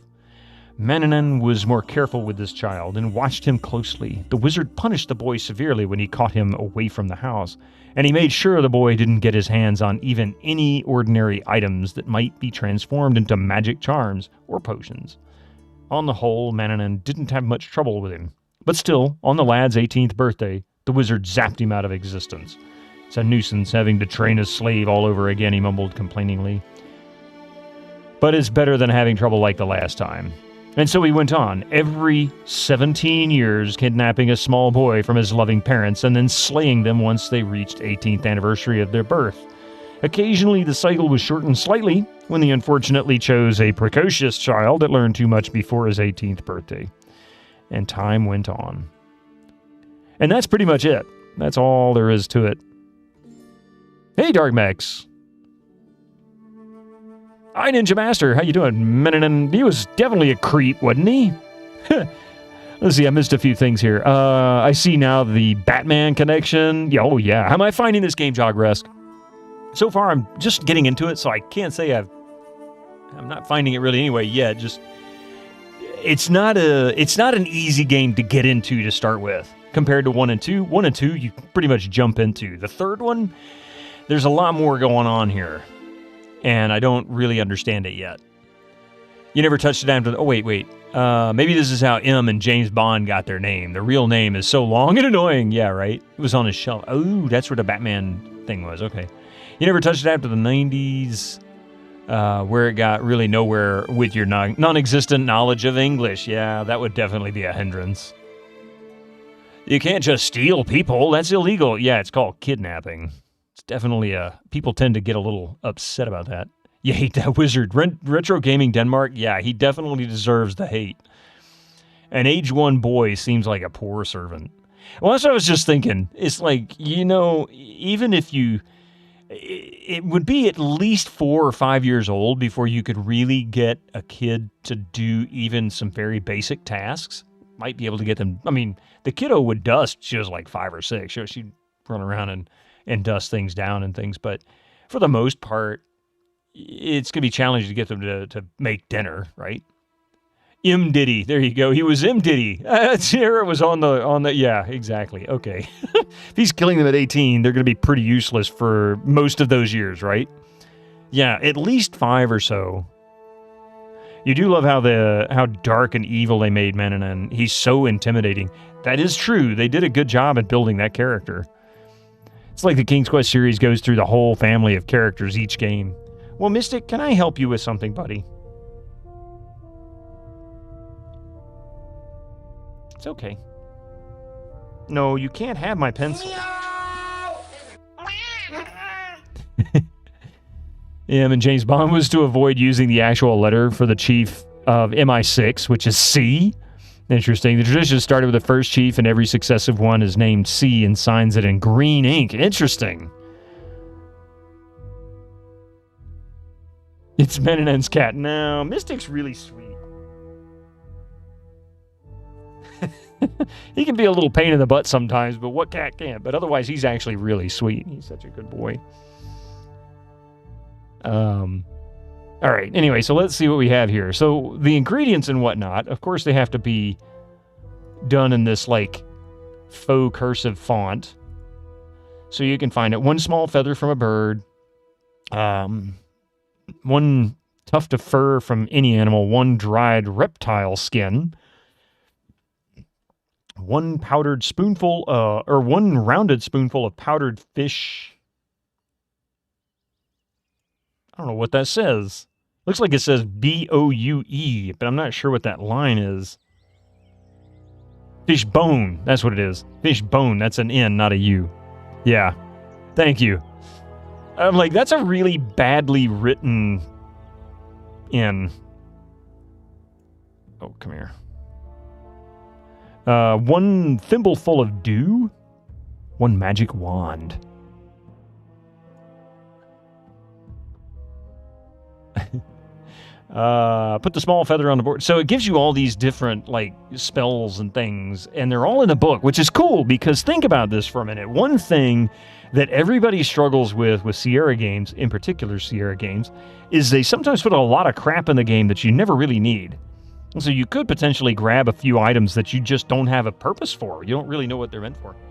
This at least gives you a list of things you know you're going to need at some point. So that helps. And that's really all there is. After that, you just got some basic stuff. Look, even the Black Cauldron's listed here. Check it out. Talking about Black Cauldron? Boom. There you go. The Black Cauldron by Al Lowe, Roberta Williams, and the Walt Disney Personal Computer Software staff. Based on the classic children's book by Lloyd Alexander and the feature film by Walt Disney Productions, a bestseller designed specifically for beginning or younger adventurers. Join the boy Taran in his efforts to defeat the evil Horned King and free Prydain from his reign of terror. Unless the spells are red herons. Yeah, lots of soft locks, I Ninja. That's exactly what I've heard. But that's Sierra. Soft locks don't bother me too much. Mixed Up Mother Goose. Hey, I forgot about Mixed Up Mother Goose.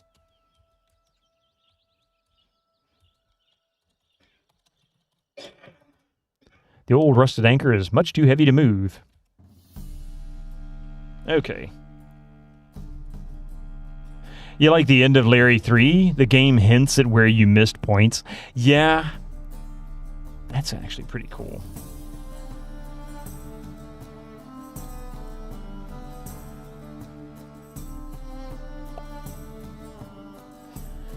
Oh, wait. I know where we are. Okay. Wait a minute. Oh, this is confusing. No, it's not. Okay, I get you. So it looks like this map is only 4 high, and then it wraps around.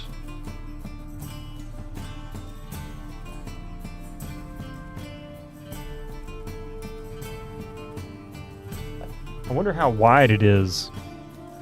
Jogress, you gotta hit the hay. I don't blame you, man. Thank you so much for the raid. And everybody that came in with you, I really appreciate that. Thank you so much for being here and spending time with us. And almost December is almost here. You got that right. Just a few weeks away. Well, 2.5 weeks away, huh?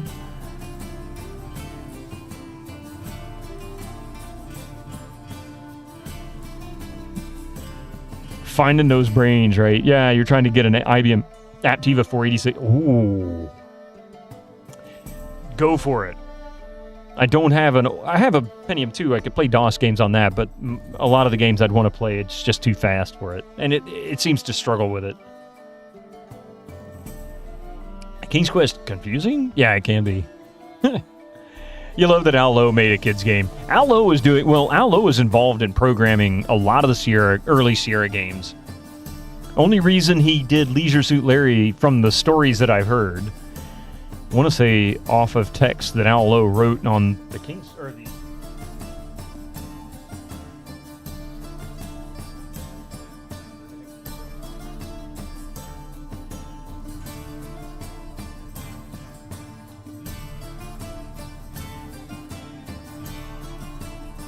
I want to say he wrote text on the collection, The Greatest Hits, and he said that Ken Williams came to him one day and said, the game Softborn Adventure that we did, we want you to do a game or a graphic adventure of that.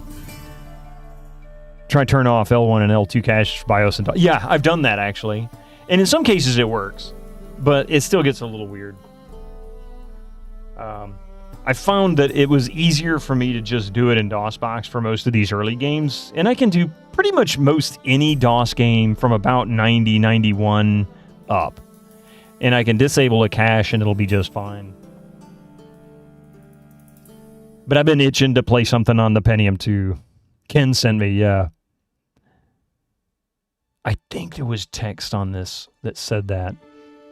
Hang on.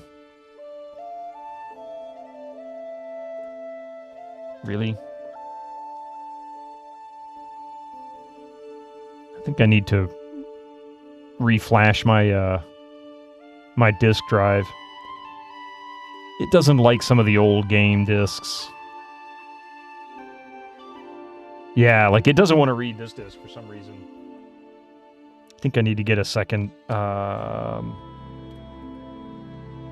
drive. But anyway, there you go.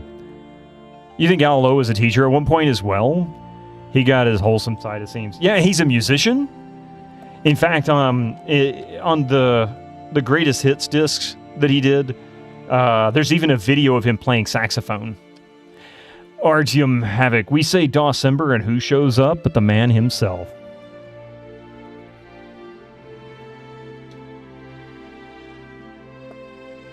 My message failed to send. That was weird. There we go.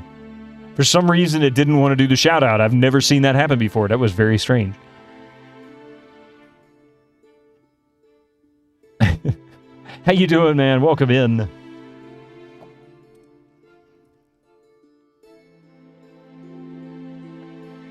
Okay.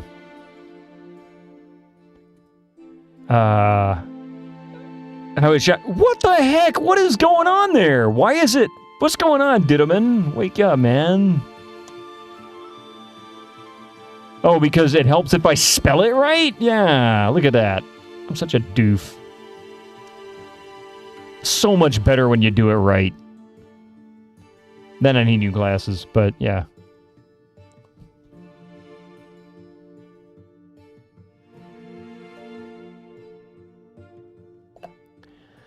Doing it right is for chumps.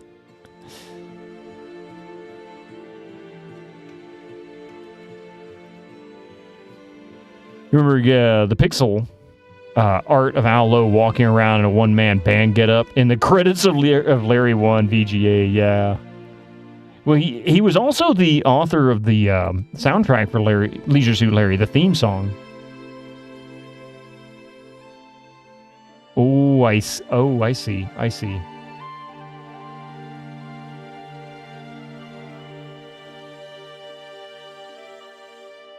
So it looks like the edge of the map is the beach. Okay. But you can't get up the cliffside from here. One of the Larrys, anyway, yeah. Mystic, what do you... No, you can't have my pencil. Leave my pencil alone, you silly punk. He's such a punk.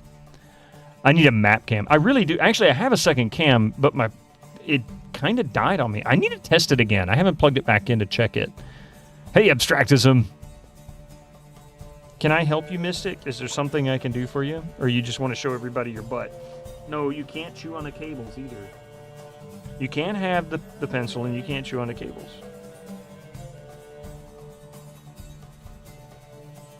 So why are you chewing on the notes?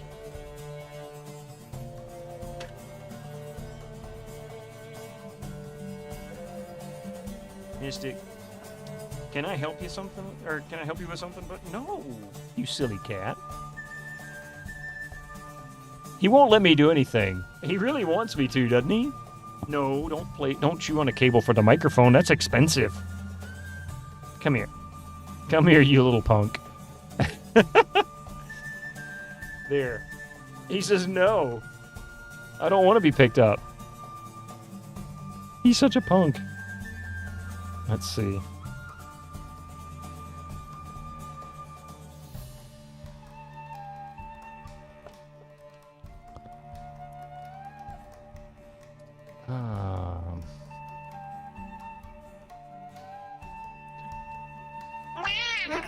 Yeah. Okay. He just wants to be the center of attention. That's what he does. Incoming ads for you non-subscribers. Use your Twitch Prime now. Silly ads.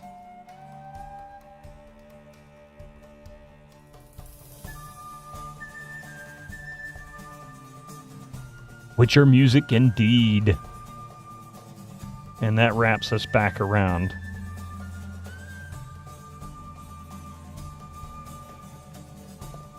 Okay.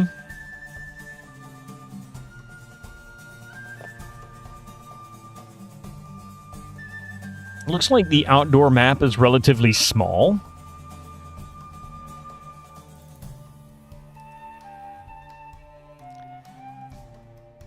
And maybe a gray beach full of rocks. Ah, childhood in Northern Europe. A gray beach full of rocks? Oh, it's Scotland! Look at the squirrels. Okay. Where the heck are we?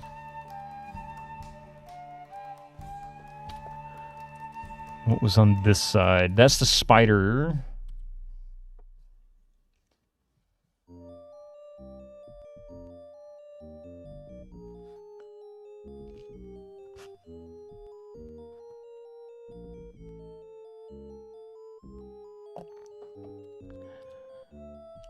Squirrels are your favorite? Hey, at least they're not mean like the wizard is. Get flower. The flowers are pretty, but otherwise uninteresting to you. Get squirrel. They're too difficult to catch. Shoot squirrel. What's a shoot? Bang, bang. Atlantic beaches here are known for not being very nice. You know, it seems like the Atlantic Ocean beaches tend not to be as well liked as the Pacific. I don't really know why.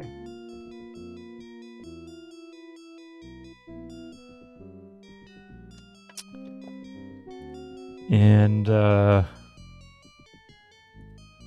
this was where we ran into Medusa.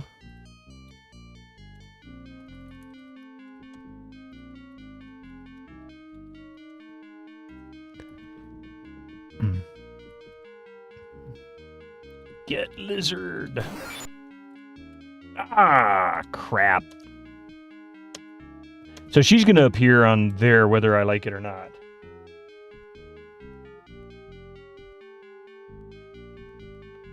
Oh, wait a minute.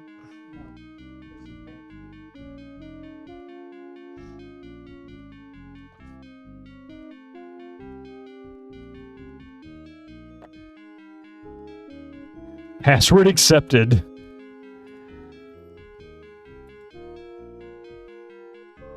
Different oceans tend to produce beaches of different material, size, and sharpness of the sand. Yeah, that I can understand. I mean, the different geological upsets, I guess.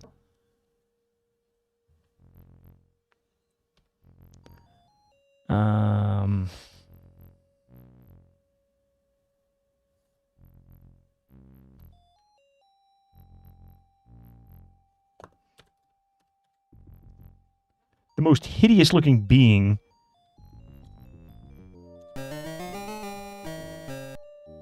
Okay, it looks like she's gonna appear no matter what I do if I'm in the desert.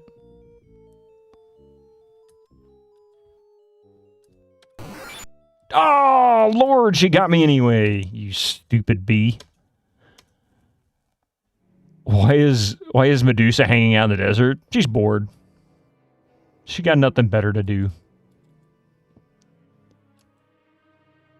Gotta be careful, too, because...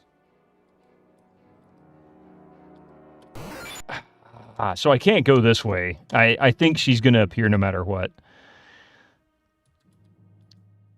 I'm not sure. Maybe invisible spell is what I need in order to make that. Hang on a second.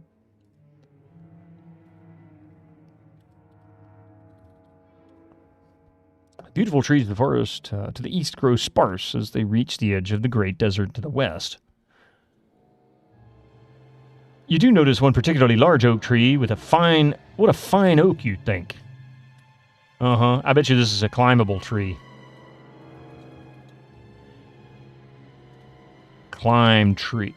Tree. You try to climb the huge oak tree, but cannot find a good handhold. You slip back, and all you gain for your efforts are splinters. Look. Hole. You lie down on the ground and look into the small hole. It is too dark inside to see anything. Don't have anything to light it up with either. Hey, FT Michael. This game is your childhood. Burn down the tree. Burn down tree. How can you do that? Got a match? We'll be right back. Give me just a few minutes after these ads, and then we'll be back into more Might and Magic. I haven't played that too much lately. I'll be back with some more King's Quest 3. See you in just a few minutes.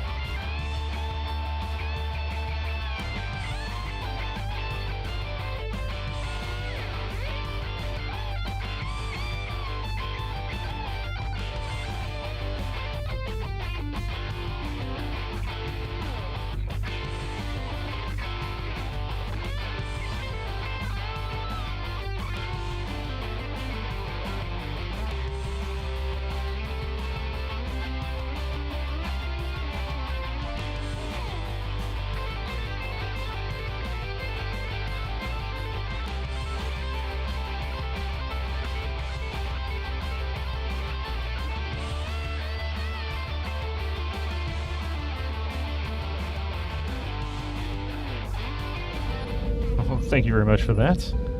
Just a few seconds left here of the commercials and we'll be good.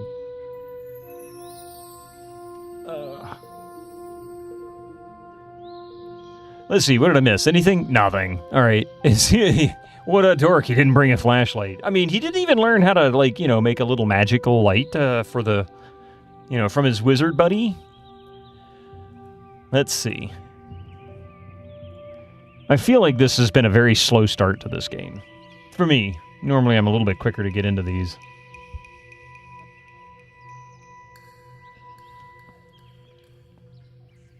Okay. Oh, wait. Get acorn. You pick and poke among the fallen acorns looking for dried ones. You don't find any. These are all newly fallen. Look under rock. You already have 10 points at 210. Hey, I mean, I'm only what? Not even 5% in? This tends to be a slow burn for sure. Yeah, especially compared to 1 and 2. Like 1 and 2, you can pretty much rip through within about 3 or 4 hours if you're savvy enough.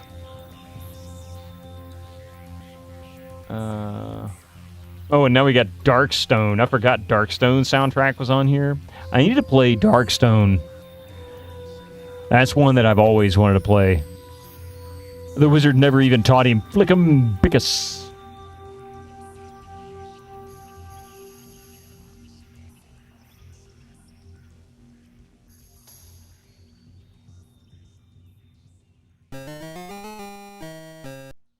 Darkstone was Diablo in 3D in 1998. It was indeed, and I actually want to play it on the Pentium 2 if I can get away with it. I think the GOG version uses or at least has the original executable. I need to test it. Dresden Files references for everyone. Really? You noticed an unusual little cactus beside that large rock. The most... Okay, so it doesn't matter what I do. If I go to the desert, she will appear. Oh, stupid me. Trees here cast refreshing shade. Yeah, his spell for lighting candles was that. Oh, was it? You remember Darkstone. It wasn't bad. Yeah, it's not something I'm, like, super excited to play, but it's one of those where it has its own little history. I just want to play it. It's something I need to try out. Let's see. Knife, spoon, bread, bowl, empty cup, fruit. We don't have anything of use. Wait, do we have anything? What is in this rotted tree? I guess I can't do that one. You've seen one rock, you've seen them all. Look ruin. Look wall. Look tree. Look squirrel. Mystic wants to look at the squirrel. Yeah, Missy likes the squirrels. You had a huge issue with the various patches in Quadland. Had to abandon... Wait. Good luck might need more power. Oh, you mean it's a little bit... the Pentium 2 might be a little bit underpowered for it? Is that what you're saying? Yeah. You had a huge issue with various patches, yeah. You get a pair of these dopey floppy fish things. Okay, gotcha. Well, I mean, I can try, because it's not totally surprising to me. I mean, 98's really starting to get into Pentium 3 territory. And while the Pentium 2 is not the fastest Pentium 2 you could get, I think 400 was when they topped out. It's a 333. And the video card is really just a gimped version of a Voodoo 3 2000. So not exactly the most powerful Pentium 2 of the era. But I have an Athlon 3000, so that should do just fine once I get a video card for it. That'll work.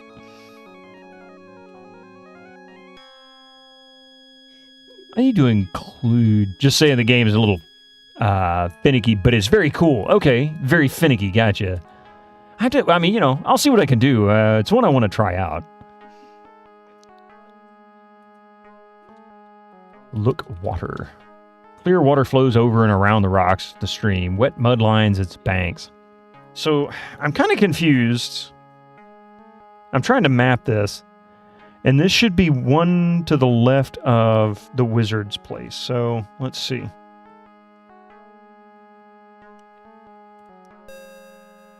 Oh. Menenenenenen. You are forbidden to be here, hisses the old wizard, displaying no emotion, his face stony and cold. Yeah, I knew you were going to do that. Okay.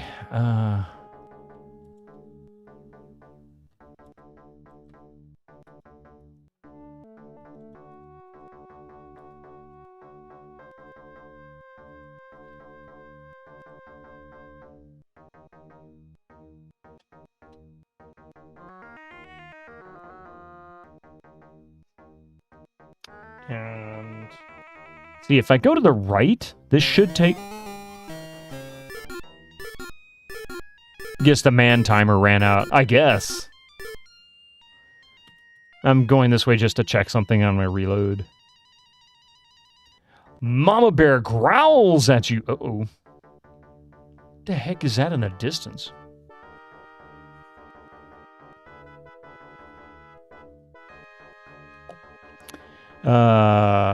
As you near the flower bed, better stay away from it and her.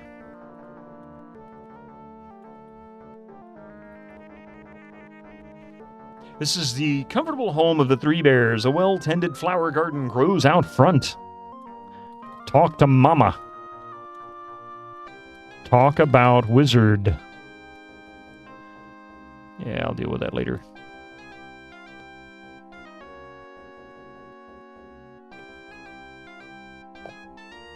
And then this wraps around back to the entrance to the Wizard's area.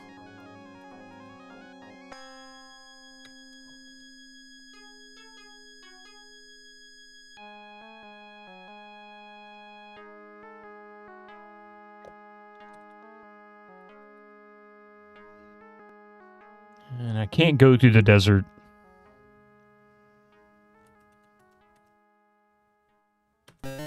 She wastes no time to appear, does she? And she always appears on the left, so I'm always facing her when she comes after me. Okay. My guess is I need... Wait, I need the mirror.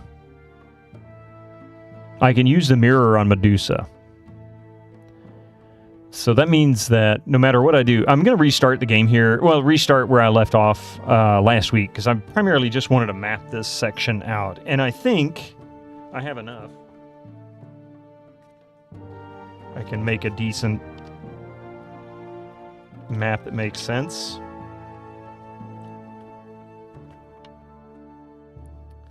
So let's see.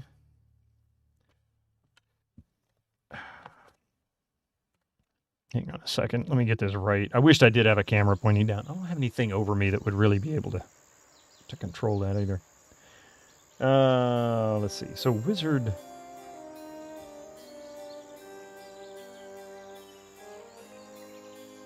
He's only 2 squares over, so we'll put the Wizard's house entrance here.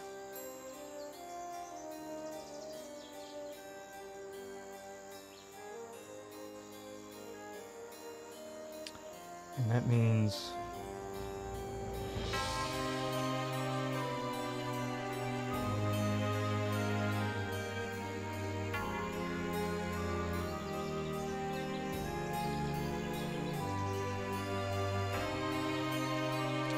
that is desert. Gotta love this soundtrack.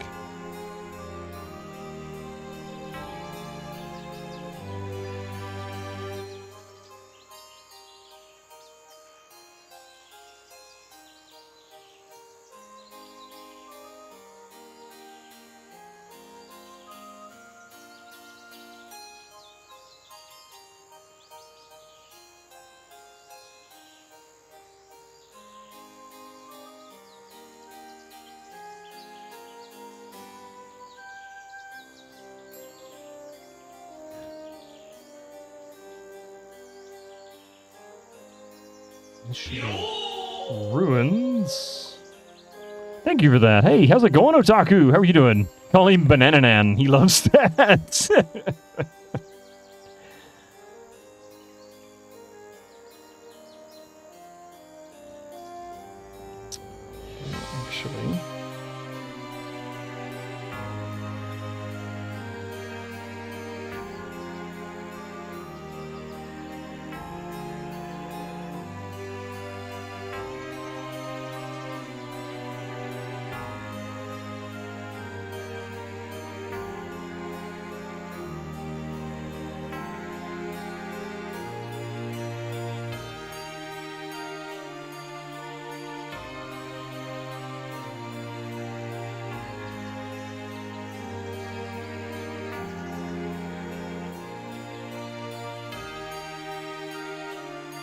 bear with me here. Just finishing up. I'm trying to draw up a map. What I like to do with King's Quest, I'll give you an idea, is I like to give myself enough room.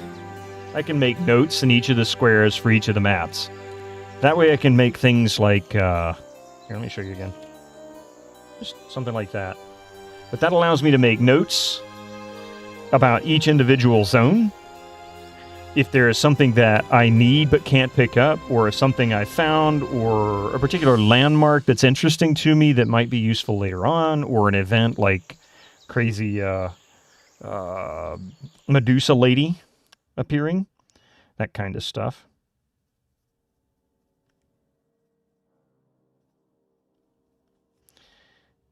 And let's see, where are we? Before I was just drawing small circles, trying to make sure I got exactly what I could. That's ruins.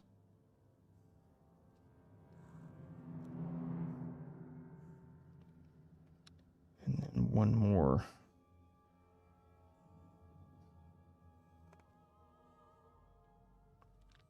So there are 4. So the map is 4 zones high. And then it wraps around.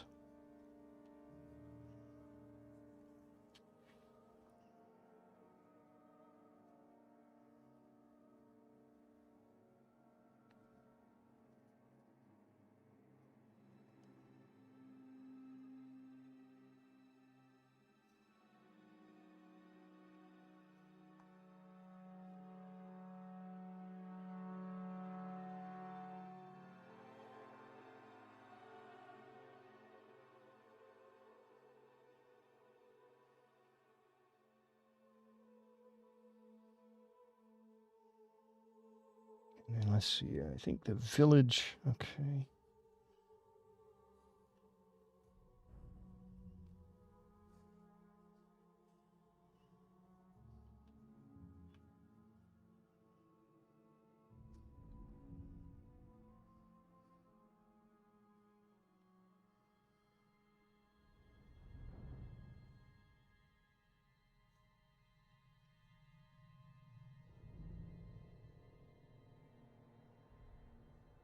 Yeah, one of the things I want to do is I need to redo part of my desk with a slightly better layout and see if I can test the camera that wasn't working and get it back on aimed to the desktop again. Used to be a cat cam actually for Mystic, and now that he pretty much lives on my scratching, or his scratching post, I should say, not mine. Oh boy. He wants it to be mine. He's like, I'll take your chair, you have this. Okay.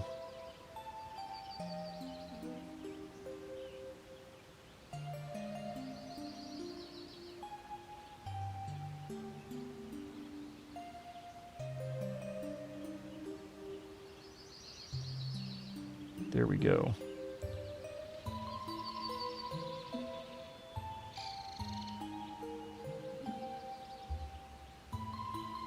Oh yeah, I almost forgot. There was one more I forgot to add.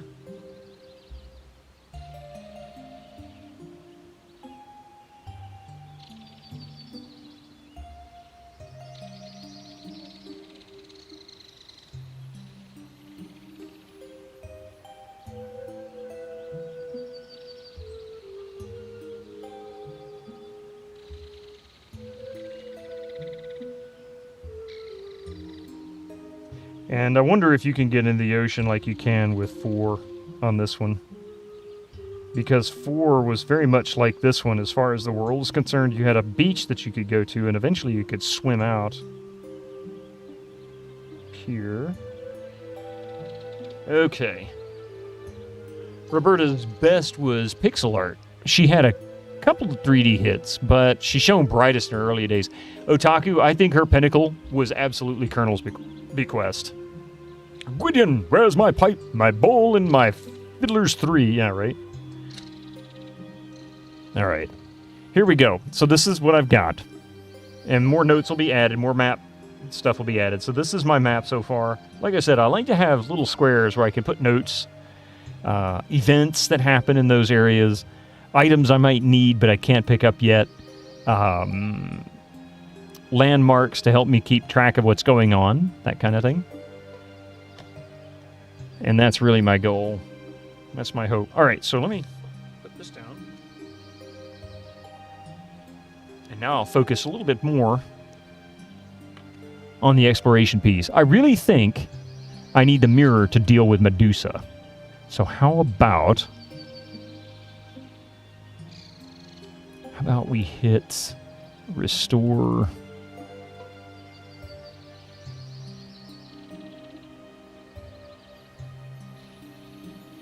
I'll do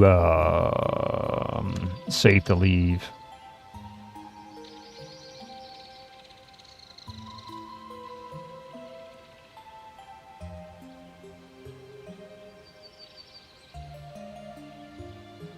Let's see if the mirror is what I can use to get through the desert so I can finish mapping.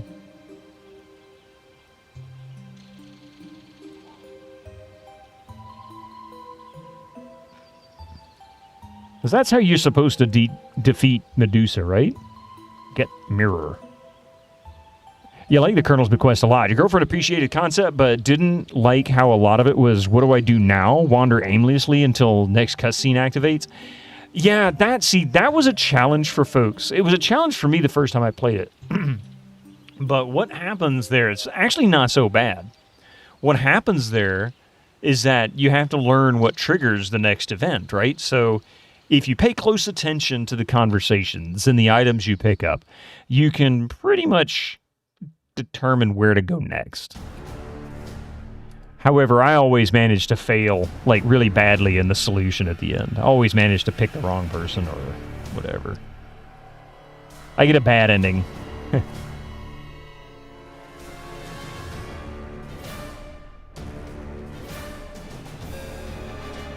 There's no way you could have collected these things without disobeying me, Gwydion. The hateful wizard hisses, and he takes the offensive objects from you. He really doesn't like me at all.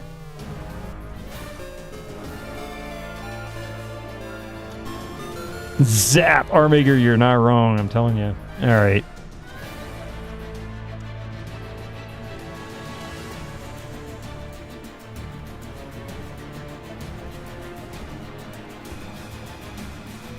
So that's kind of interesting. Yeah, all it did was pick up the mirror, right?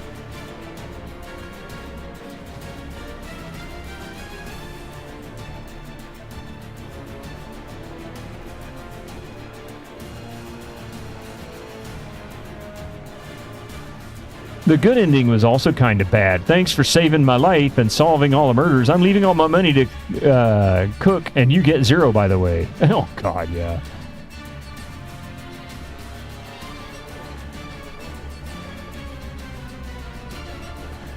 So all I have is the mirror. So anything with an asterisk is likely something the wizard is going to get upset with if I have it, and he catches me.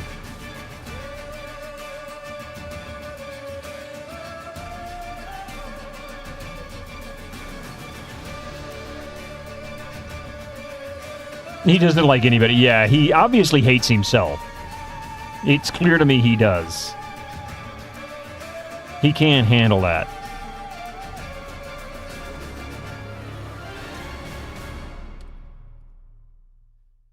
His music's a little too epic. Yeah, I know, right? He can't be all that bad. He has a cat. That's true. Damn it. Okay, how the heck am I going to get out of there with the mirror?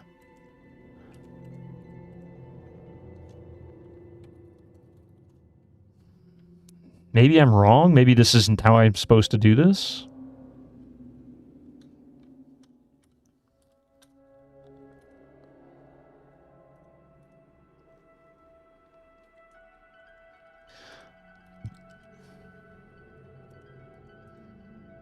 And the cat's mean. Doom. You know, I have been wanting to play Doom 2016 for a long time. I haven't played it since it came out. So, what, 8 years?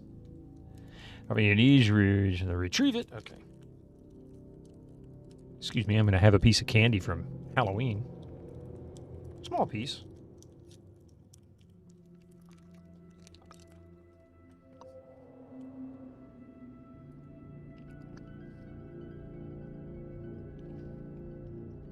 It definitely becomes obvious Roberta is a dog person, not a cat person.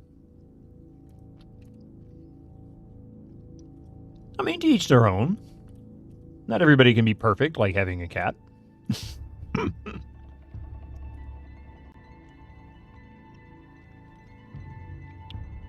You know, some guy in a hat, that's honestly very possible. I'm not saying it is what happened, but she absolutely could have played the third one as a kid. I want to say she's about my age, so it would have been a right thing, you know?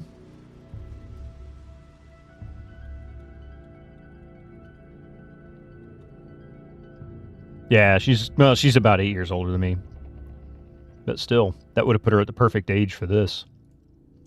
Because she would have been like late teens. No, she would have been more than late teens. She would have been like 21, 22 when this came out. So yeah, she absolutely could have played this. I actually thought she was a little older, or a little younger than that. More like maybe 69, 70. Okay, so it looks like no matter what I do, he's going to spawn if I have an item when I leave.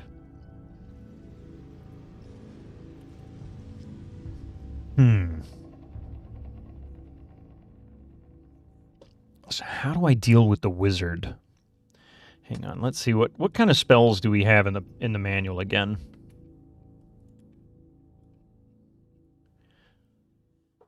So we have understanding language of creatures. Fly like an eagle or a fly. Teleportation at random. Causing a deep sleep. That could be useful. He likes to travel. That he does. But deep sleep might do it. Brewing a storm. Transforming into a cat. Could transform man into a cat. Maybe the cat is actually somebody he transformed into. Let's see, becoming invisible. I think deep sleep probably has the most logical possibility. So we need 3 dried acorns, 1 cup nightshade juice, 1 magic wand, 1 empty pouch. So I know where the acorns are. I know where the pouch is. I have no idea where the nightshade juice or the wand is. So it looks like I'm going to need to find some money to start with.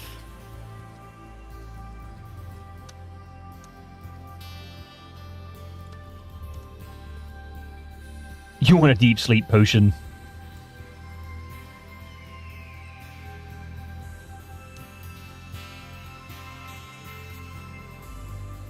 Oh, this is Darkstone as well. It's had a pretty good soundtrack to it.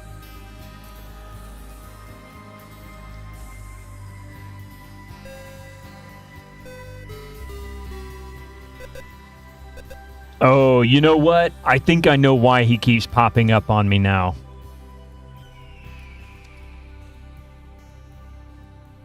Let's see. That was after we fed him.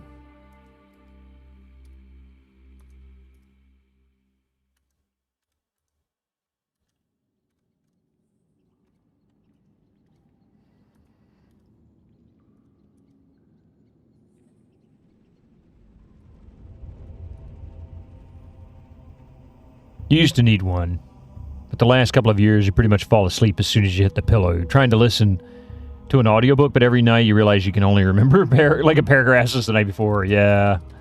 That's one thing about reading before you go to bed. If you fall asleep while you're reading, it's not worth it.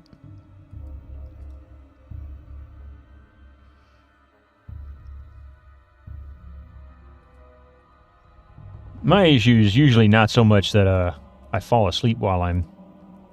Or I have a hard time falling asleep. Usually, it's trying not to wake up the whole time, like every hour. That's always annoying.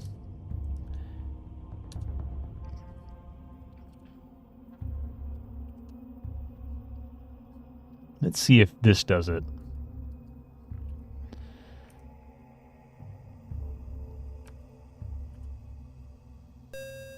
Okay, so that's not it. Oh, God, really? Anyway, go too early quite often. Yeah. And see, I usually get up about 5:45, 6 o'clock in the morning anyway. So, and I do it consistently enough. I don't really get to sleep late. Except I do admit on Saturdays, after staying up until 12 or 1 o'clock, I usually do sleep until about 7 or 8 o'clock at least. I'm able to... I might wake up a couple of times, come about 5 o'clock in the morning, I'll wake up a couple of times between then and when I finally get out of bed, but... let's see. Well, we can... What's the timer on that one? 42. Okay, so he's asleep now. So we know he's asleep. You're aiming for like 7 to 8 hours of sleep. You usually end up with 6-ish since you keep waking up. That's always what sucks, right?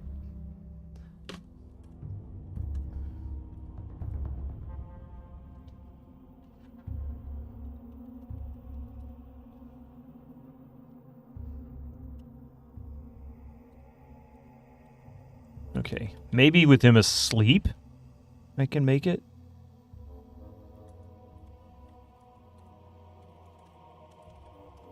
Oops.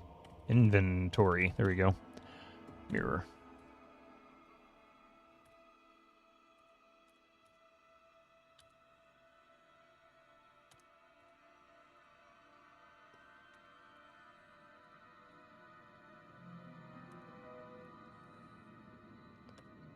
I'm eventually going to make it. Just saying.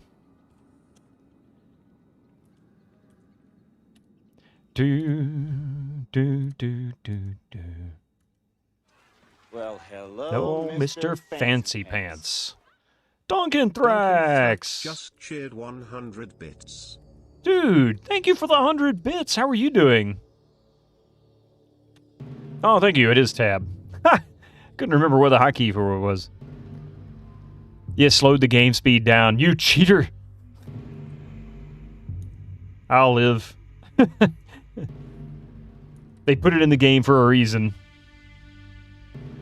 I just hope this works. Because really, that's my only problem. If I can get past Medusa, I can finish mapping this place. And everybody knows the way you defeat Medusa is to use a mirror. Does it change the speed of the timer? It doesn't look like it. I don't think it changes the cycles. I think it just changes the animation speed. Sierra and their platforming mazes of death. I mean, really.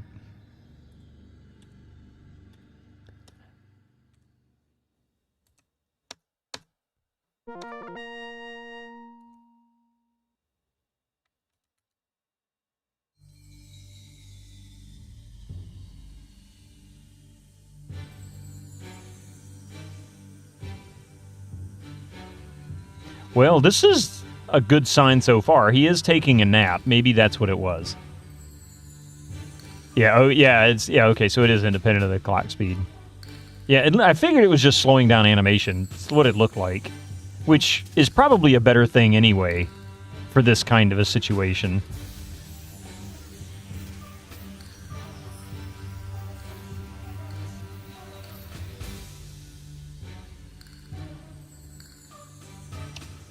Show mirror. Let's see. Now then. You know what? I'm going to do normal because... Oh, crap! No! No, no, no, no, no, no, no, no, no! Don't do it to me! Don't do it to me, you son of a... Oh, man! Why didn't I save it? Well, at least we know where they hide out now.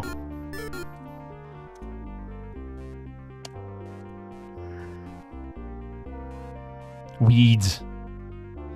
Yep, during his nap or when he is away on a trip. Trip is better time to go out. Okay, I gotcha. Save early, save often. Well, I did save often. I did save. I hadn't seen the bandits appear there yet. So that was kind of new. It's okay to get looted. Yeah, but I don't know how to get the stuff back yet. I don't know where they're at. Like, where they're going. And why they're going there anyway. I'm on a mission. My only mission is I want to turn Medusa to stone. I've got a mirror. It's what you do.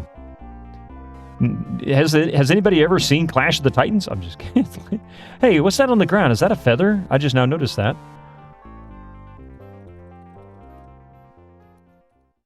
Get feather. I can't believe I missed that.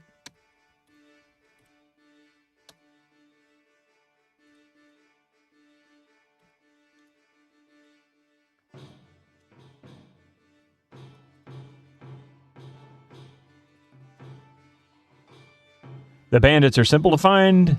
They are in one of the mini game. They are in one of the mini game screens.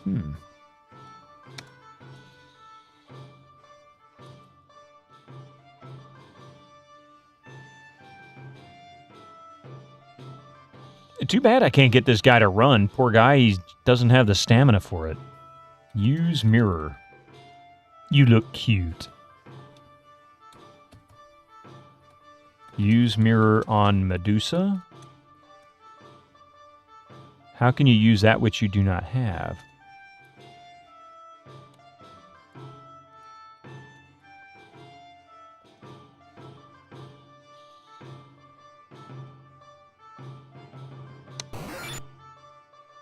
I was facing the wrong way! Oh, no! It's alright. The eagle that flew by dropped it. Does not happen every time. One of the reasons speedrunners don't like this game. Yeah. I was facing the wrong way, Seagull. I need to face away from her so that it doesn't affect me.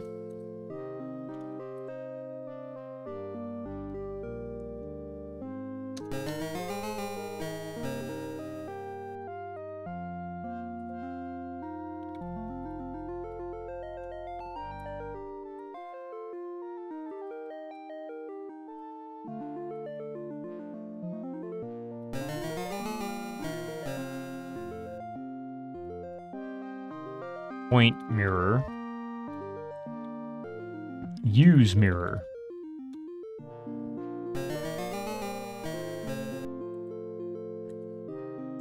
Use mirror on Medusa.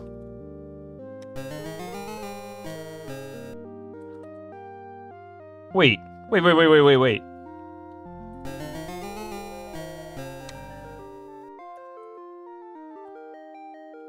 How do I get her to... Oh, geez. The main reason speedrunners don't like this game is because there's long... Yeah, the 15-minute unskippable sequence where you have to wait. Isn't it like you're, like, traveling or something? It's really stupid. But that's fine if everyone has to do it, yeah. I mean, it just means that your speedrun is going to be at least 15 minutes. Empty my change... Bitchian, empty my change pot. This absolutely seems like one of the most... Yeah... It really is. It's probably one of the worst speedruns. How do I...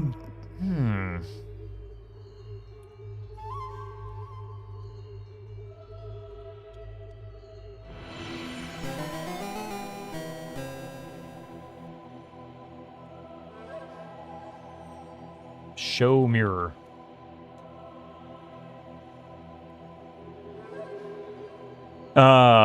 That might be useful. Let me try a couple other things here. Let's see. I know what I need to do, or at least I feel like I know what I need to do. It's getting the right word choice. Another verb than use.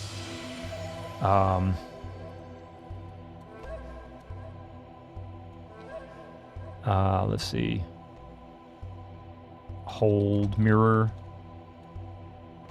Lift mirror. Give mirror.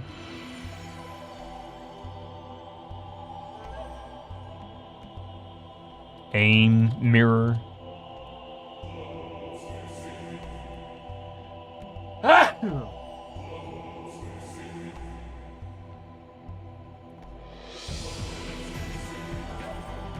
Maybe it only works on that screen anyway. That's possible too. Aim mirror.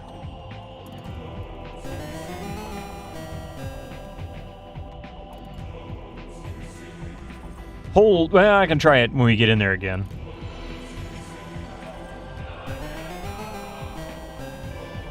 Ah, there we go. Medusa.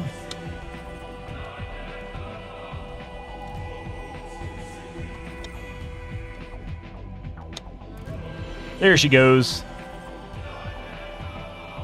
Averting your eyes, you aim the wizard's hand mirror at Medusa's face. A scream pierces the air as she beholds her own hideous reflection. Then nothing. You dare to look. Medusa has turned herself to stone. Thank you. Thank you very much. Medusa is quite stoned.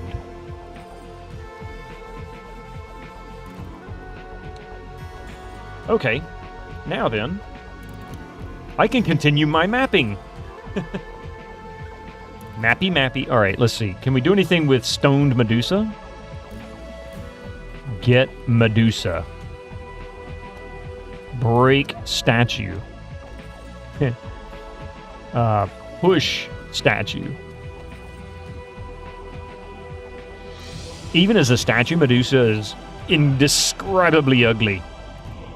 A piece of core broke off. Sharpened knife on it. Hey, good call. Hey, Linda, how you doing? Welcome in. Urinate on statue. Transform into pigeon. Poop on statue. You pick the statue and place it in your purse. I mean, just for the trouble. Okay.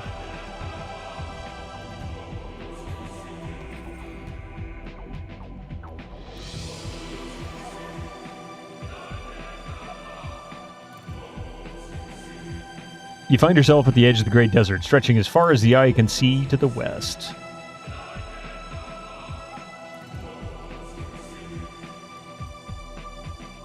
Did I finish Might and Magic 3? No, I haven't finished 3 yet. Oh no, I bet you I've got an idea here, and this kind of gives me a hint as to what's to come. So Fridays and Sundays, for those who don't know, Fridays and Sundays I do play different games because the times are different, considerably different. Since I play in the morning on Fridays and Sundays, and I play in the evening on Tuesdays, I just think it's fair for people who may not be able to make it to both streams that I play a game they can have a better chance of watching all the way through if they were so inclined, or at least not miss as many anyway. So my guess here is that this is going to be like Quest for Glory. Also a sequence in Space Quest, a couple of them actually. You can wander into a desert and just roam, and you might get lucky and find your way out, but it randomizes scenes, I think. I bet you that's what happens here. Just looking at the way they did the artwork. Oh wait.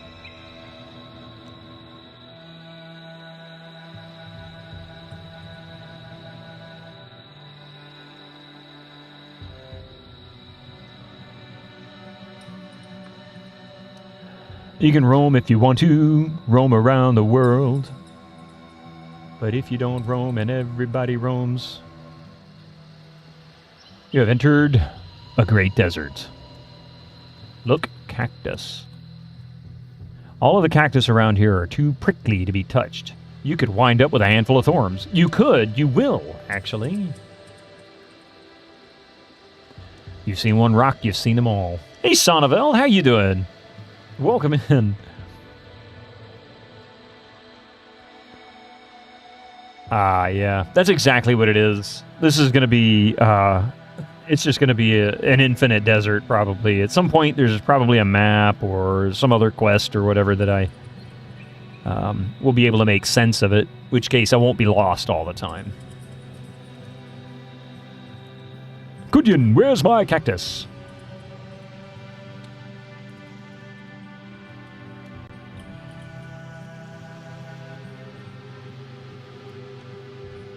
$17 of 210. Hey, that's doing well. That's progress. You look around and see no familiar landmarks. A tight knot of fear begins to form in your stomach as you realize you don't know how to get out of this desert. Yep, that's exactly what I thought it was. This is just like the swamp in Quest for Glory 4. the desert in Quest for Glory 2. Let's see. The ocean in King's Quest 4.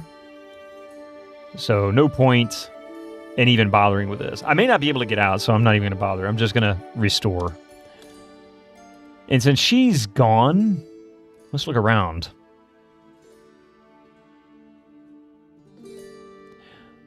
Let's see. Hang on a second. I'm going to try and shout you out by spelling your name correctly, Sonneveld. How have you been lately? I catch your streams every once in a while when I'm able to, usually lurking. There we go. I can't spell tonight, so, you know. Endless Desert on the west reminds you of King's Quest 5. Yeah, King's Quest 5, King's Quest 4 did it with the ocean. Quest for Glory 4 did it with the swamp. Quest for Glory 2 did it with a desert there. It's not new. Thank you for this. No problem. Absolutely no problem.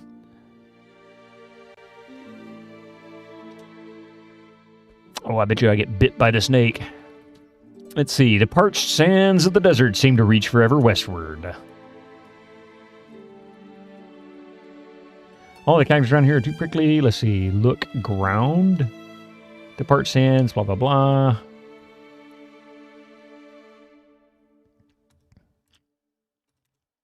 King's Quest 2 had a... King's Quest 2 had a wraparound map.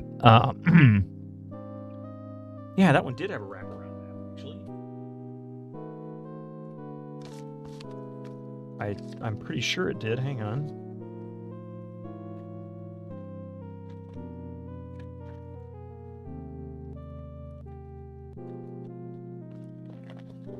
Did I not keep it? Oh, yeah, here it is. Oh, no, that's Quest for Glory 4. Maniac Mansion. Secret of Monkey Island. Under a Killing Moon. Return to Zork. Let's see. Space Quest 4. King's Quest 4. King's Quest 4 had a wraparound map as well, for the most part. Desert, the ocean on one side and cliff on the other. There's King's Quest 1. Yeah, King's Quest 1 had a wraparound map. And it was much larger, actually. It was five units tall and 7 or 8 units wide. This one appears to only be 4 units tall and 5 units wide. And then to the west, on the western edge, is an infinite, apparently randomized. Yeah, only vertically.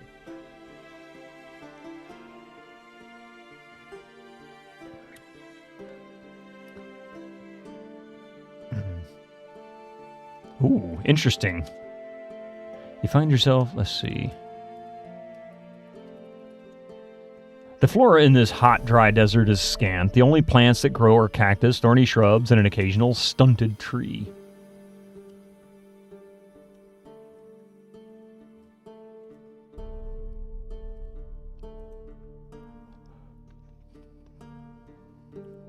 Now, this one was the one that had something interesting in the scene. You notice an unusual little cactus beside that large rock.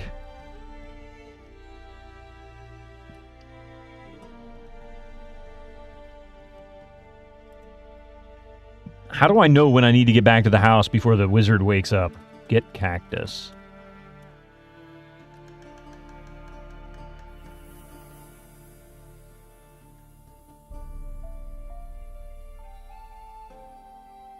That's my question.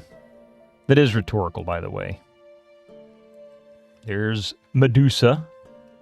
So we know she's there.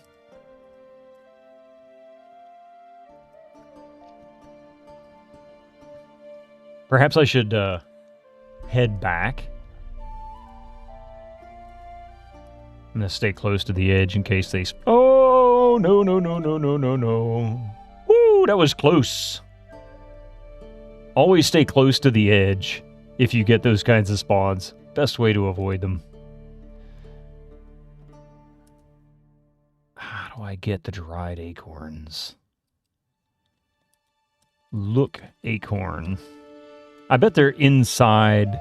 You know what? I bet you the dried acorns are inside the hole here.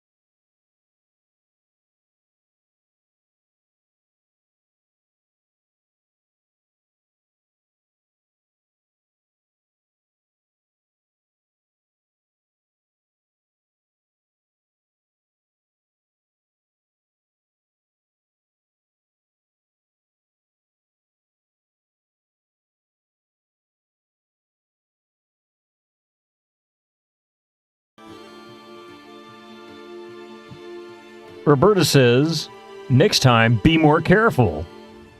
More like, Roberta says, ha ha ha, you suck. Load, save, game?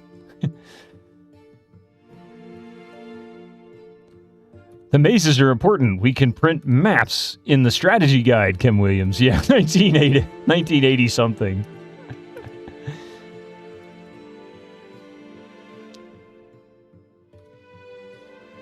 God, I hate this. This is so annoying. Can he learn a teleport spell that'll just take him home? Can he click his heels 3 times and say, home? I tried.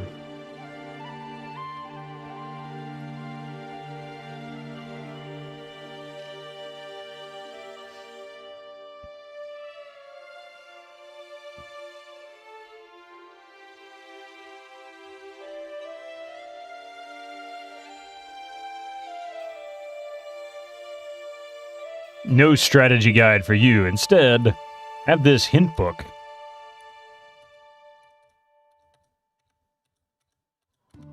With the special lens to read. Yeah, the red ones. Kind of like the, what do you call it? The copyright, or copy protection for Colonel's Bequest. You look at the fingerprints.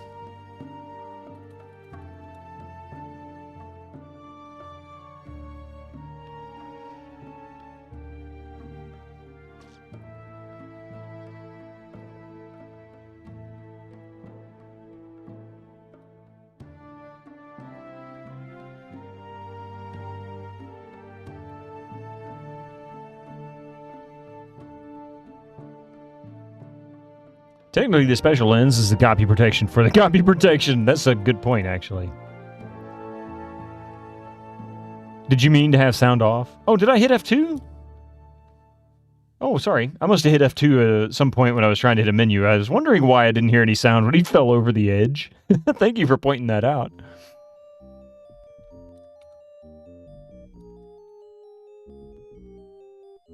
Hey.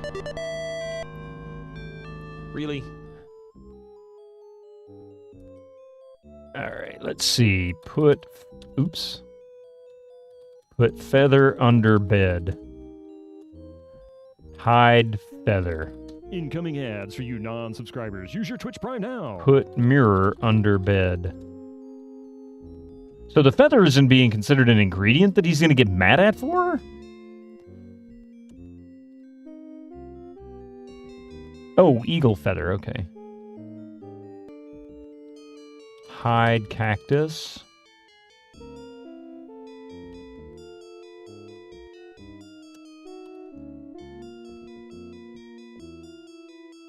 Hide eagle feather.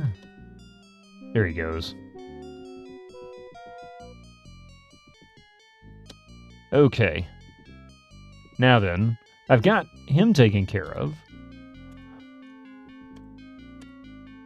Set cactus under wizard chair. Now, that's a whoopee cushion. Let me tell you. More like a woohoo cushion. He's cranky enough. He'd kill you just by seeing you, but, you know, what would he do if you did that to him? Skyfall, thank you so much. You have a wonderful night.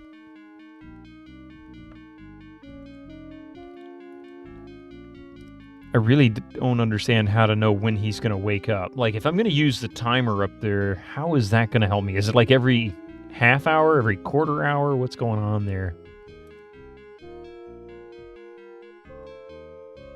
He's still asleep.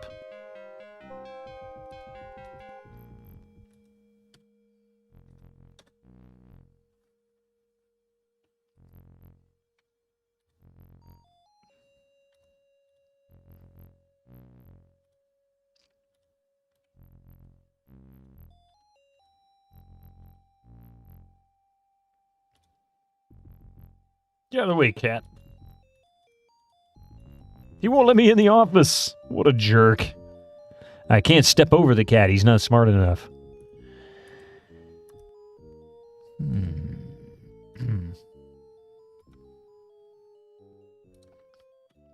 So we don't really have anything I can use. Okay, so we've got the 3 bears. I guess I can go back outside. God, I hate this whole traversing up and down that. Got to give that cat what's coming to him. Eventually. I really wonder, though, is the cat someone that the wizard turned into a cat? He definitely seems like the kind of person that would turn somebody into a cat.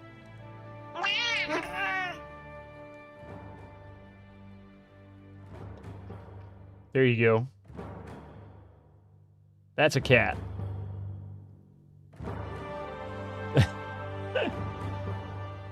He's a cute cat.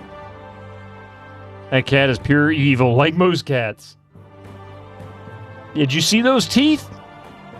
Those are some vicious teeth.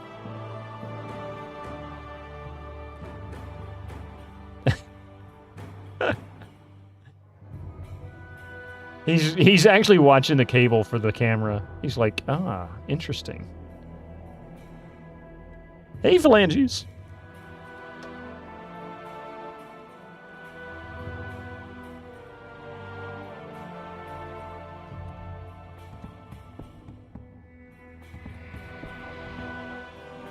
A mighty, tiny predator.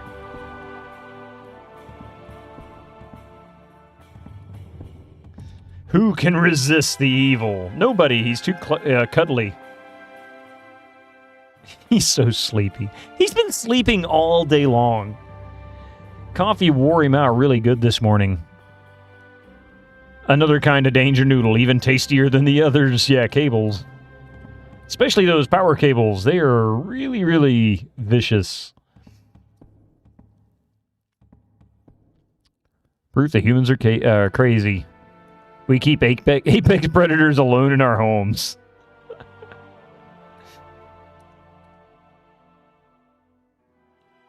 We just make friends with the apex predators. That's what it is.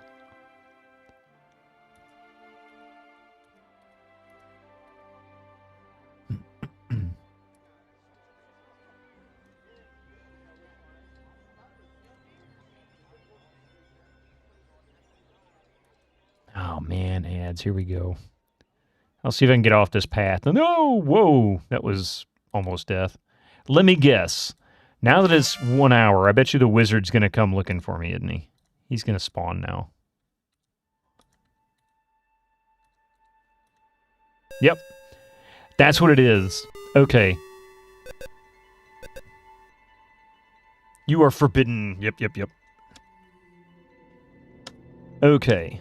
I think that's what it is. He wakes up at the hour.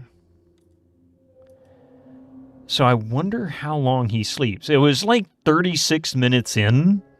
So he was sleeping for about 30 minutes, I guess. All right. We're going to let these ads roll through. These are the last ads for today. Sadly, it means the stream ends in an hour. But Once they're done, I'll be right back, so give me just a few minutes. Enjoy these wonderful and exciting ads. Hopefully you get something enjoyable. I'll see you in a few minutes.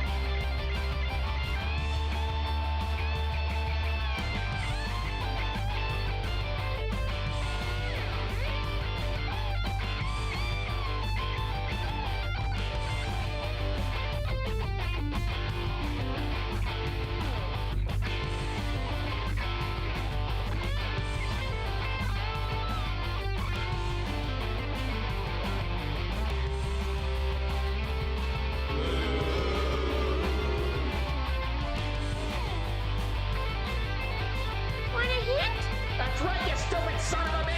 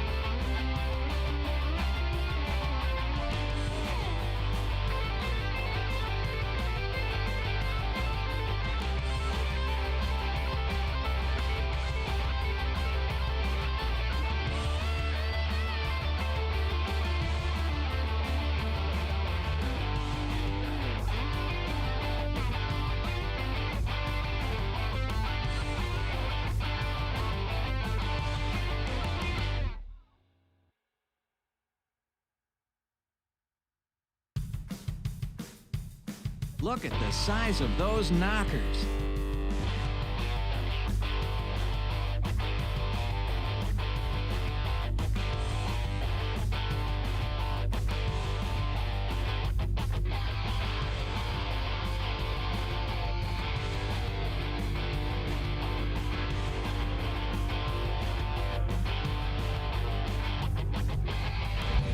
All right, welcome back, everybody. Mystic, no. Mystic, no. You're being such a good boy. There you go. Careful, buddy. He's such a klutz. No, don't chew on that. I have to pay that bill. You chew on that bill, and I might end up having to pay a late fee. Silly cat. Some of all Nicks, how you doing? Welcome in. All right, well, this was the last ad for tonight. Last set of ads. So even if you're not subbed, guess what? You don't have to worry about ads. All right.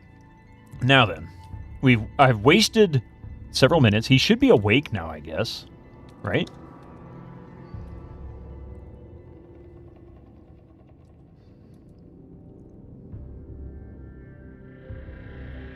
I can't believe I didn't pause it. Forgot to pause. Not used to having to pause. There he is. Gwydion, I have awakened. Sorry, electric company, my cat ate your bill, and as such it is now invalid. I will pay it as soon as he poops it out.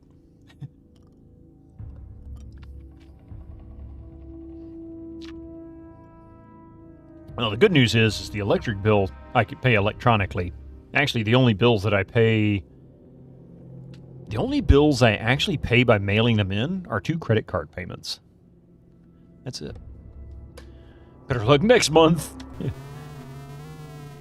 So let me guess. He wants food. Probably.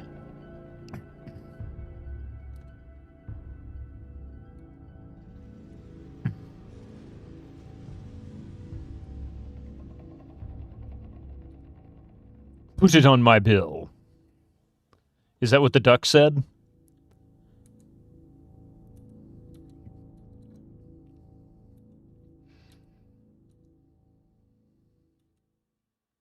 Oh, for the love of God here. Come on. Come on. There we go. The wizard is writing at his desk. He looks up from his work and greets you with a scowl. Boy, you know I don't like you to enter my private study, especially when I'm writing, he growls. Leave me now, or I'll make you leave. You are to be in this room without my express permission. You've been neglecting my chickens again, Gwydion. Feed them, and quickly.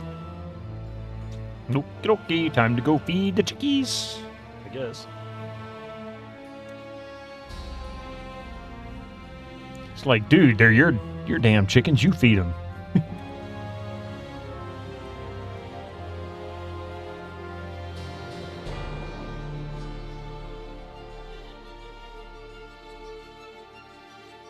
Feed us.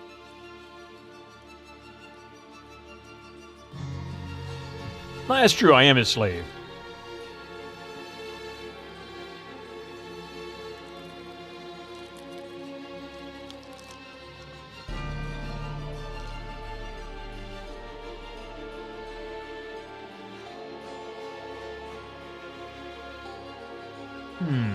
Wait a minute.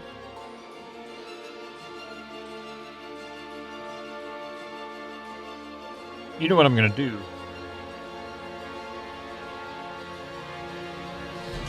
Make this easier.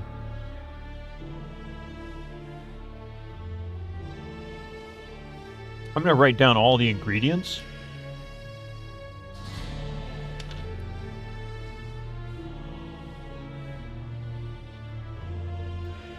All right. I'm going to write down all the ingredients I'm looking for.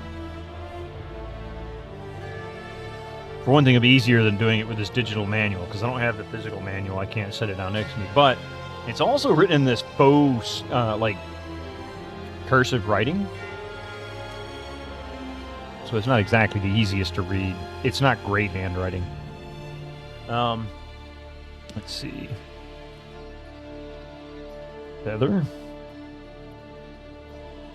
Tuft of fur.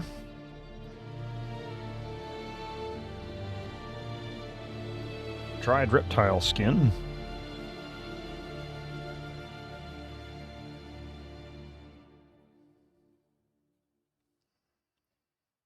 Rounded spoonful of powdered fish bone.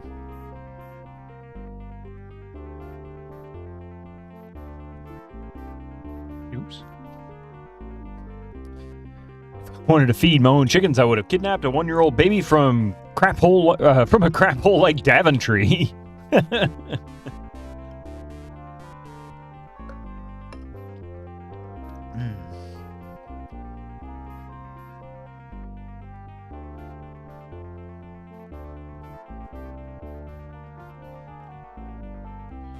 Let's see, what was it? Powdered fish bone.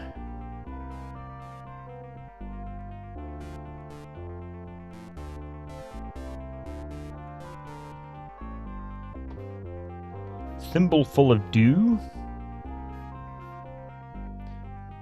Magic wand. Which I think is something that's consistent with each one of these spells. Magic wand. I think they all require it. Let's see.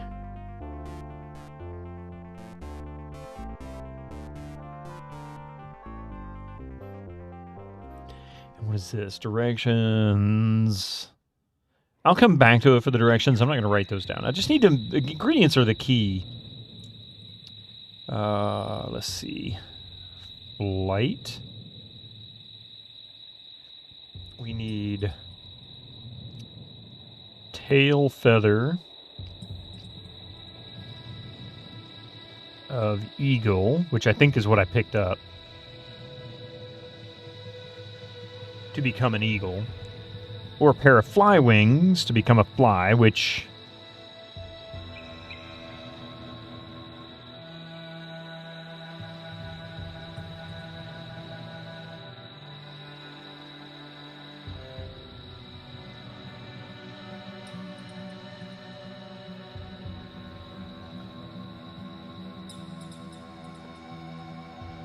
Pinch of saffron. Really? Saffron? Jeez.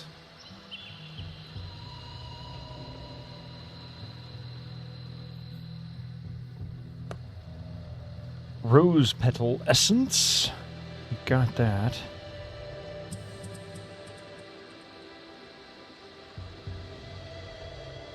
And of course, magic wand. You expect most Americans wouldn't know there's a real place called Daventry. Unfortunately, it's not magical in any way. Just a dull town in Middle England. I guess I shouldn't be surprised.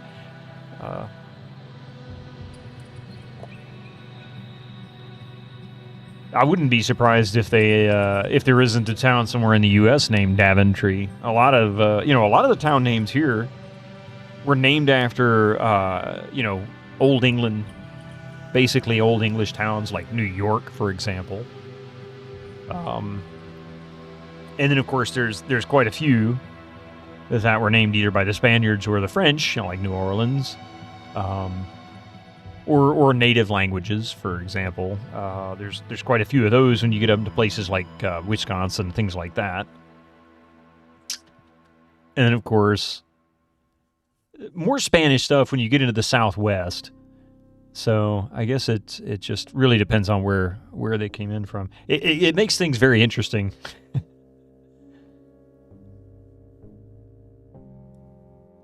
Let's see.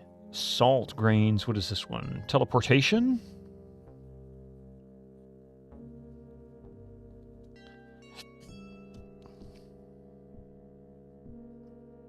And then you've got ones that are named for other things like King of Prussia, for example. Chicago, Seattle, yeah. Tallahassee, right?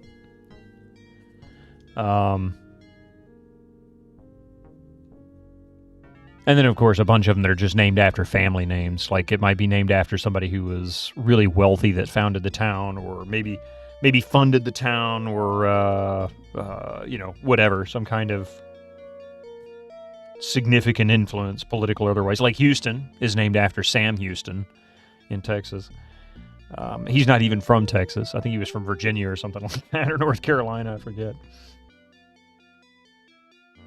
Let's see, salt grains.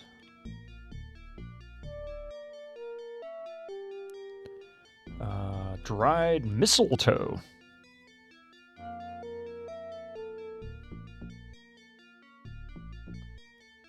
Let's see. Stone of unusual color.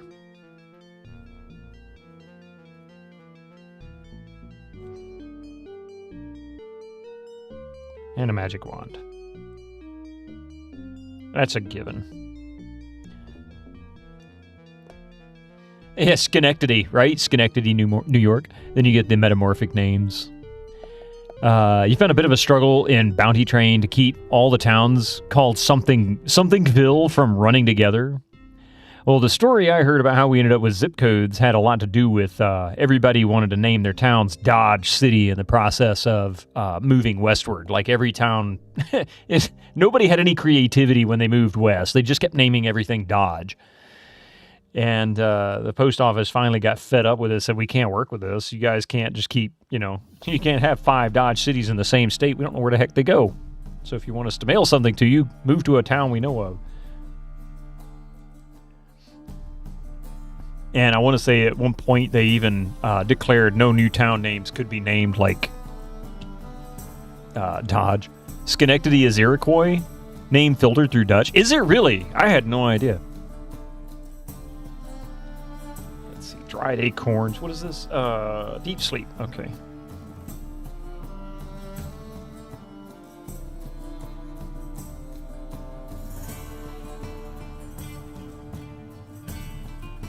Nightshade juice.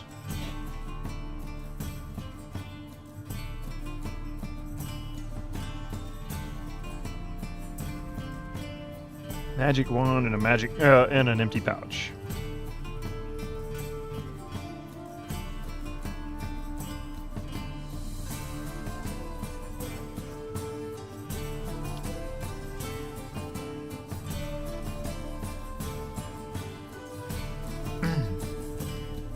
Some northern New Jersey towns are native via Swedish or for similar reasons. Yeah, there's lots of German named cities.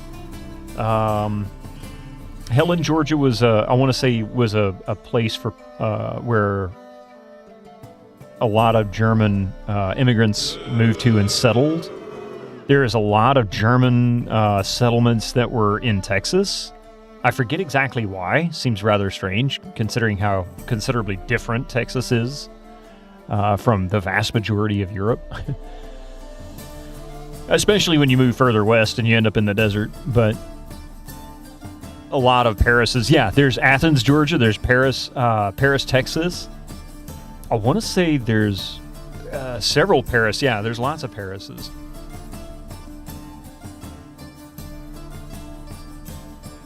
Actually, Texas is pretty similar to Spain. Yeah, it is very similar to Spain. You got a point there. Well, the Iberian Peninsula, yeah. There's London and Canada as well. Yeah, London, Canada. But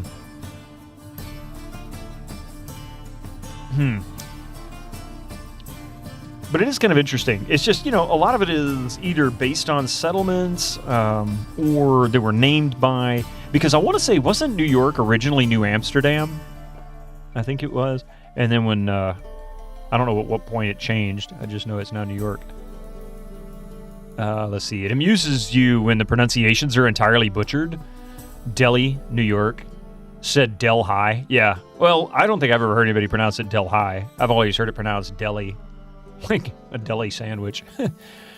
Basically, during Pangea, Texas and Spain were the same landmass. Really? I had no idea. You think Toronto was called York at one point as well? Oh, that makes sense.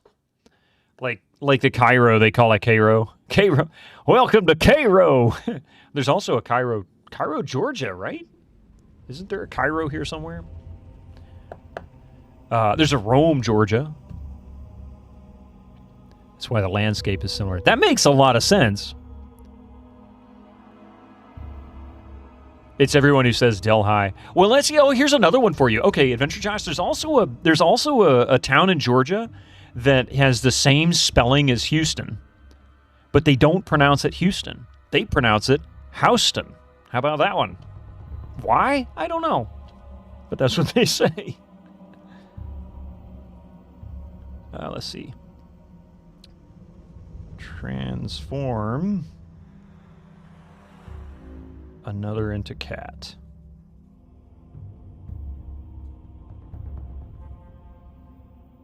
Let's see. Mandrake root powder.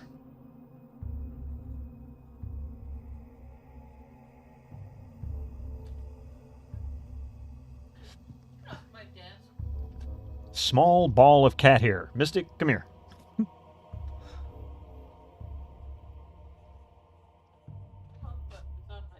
I heard. Soho being south of Houston. The street in New York is also Houston. Interesting. I didn't know that. Soho being south of Houston. Ah. That I didn't know. I mean, there's a Soho in England or in London. I've been there, but I don't know why that's named Soho. You got that there spelling a bit off. What? Who? Huh? What spelling?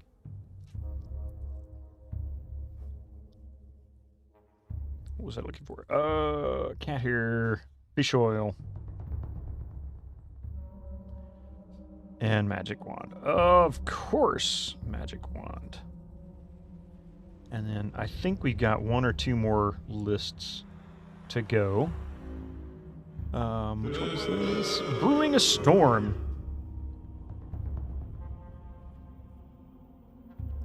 Ocean water.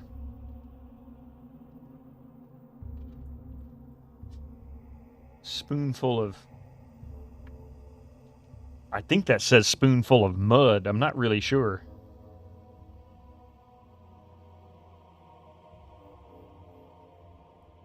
Toadstool powder.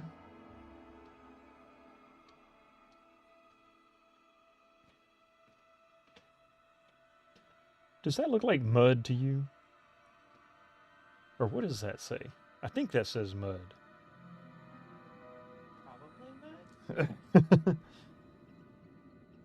Magic wand and a jar.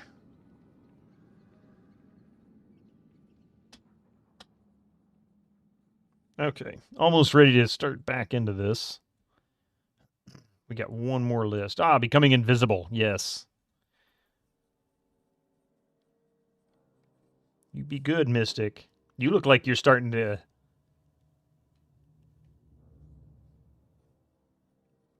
You're starting to wake up. Jar of lard.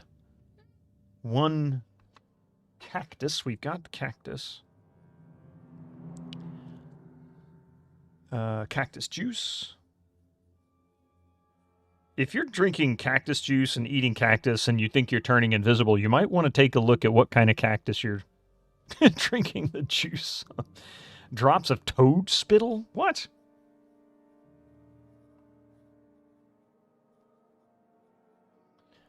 And magic wand. Suddenly it's like... Yeah, Cairo is a bit sleepy. Let's see. You only know of Cairo, which is apparently in Illinois because of reading American Gods. Now, that is a fine book. Yeah. Cairo's a bit sleepy. The Illinois one, yeah, it was more significant when it was the way barges transferred to the rails. It'll quench you. It's the quenchiest. Mystic. No. You get back there. My cables. You get your own. Okay, now that I have the items, let's see. Now that I have these lists, let's see what we have. I know I have the tail feather of an eagle, so I'm going to put a little check mark there. We have fly wings. What do we have else here? Nope.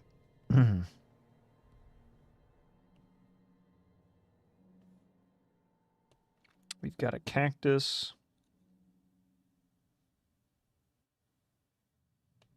Okay, cool. Now then, There is a cat in the game, so that means I know where to look for the cat, right? And since I'm stuck in the house until he either leaves to go traveling or goes back to sleep, I can see if I can snag some cat hair from him. Where's that silly cat? He's like, I'm right here. What are you talking about? There he is.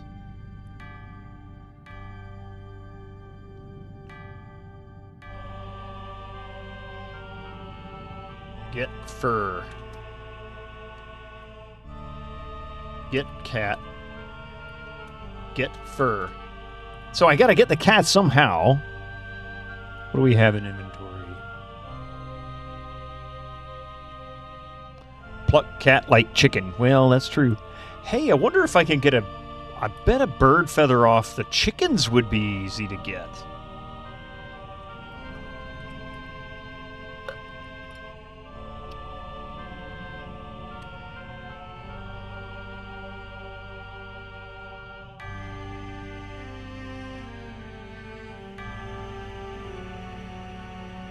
Okay, easy enough. I swear I feel like I've done this before, which is what makes me think I actually did play a little bit of this.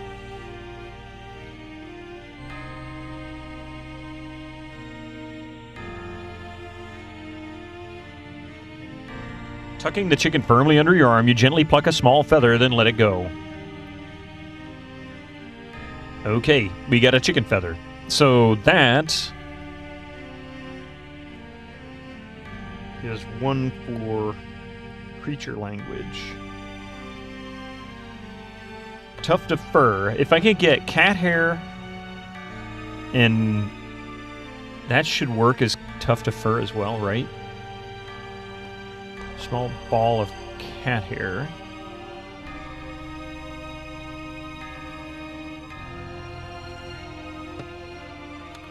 Let's see what we have.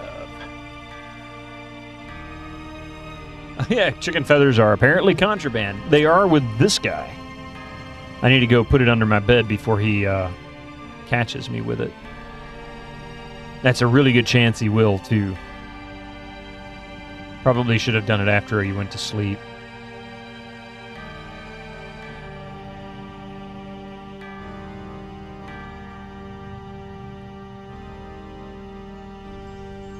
Yep, there he is. You'll create no magic around me. Of course not. No, no, no, no, no. Back up, Mystic.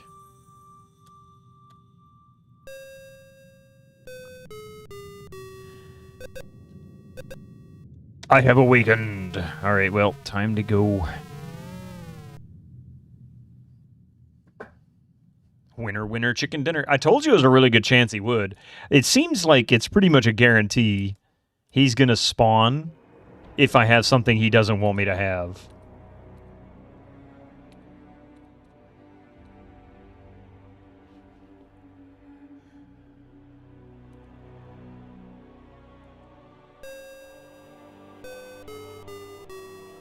Out of my way. Dude, you just spawned in front of me. What a jerk. I mean it, boy. Stay away from me. I'm working on it. How rude is this guy? My goodness.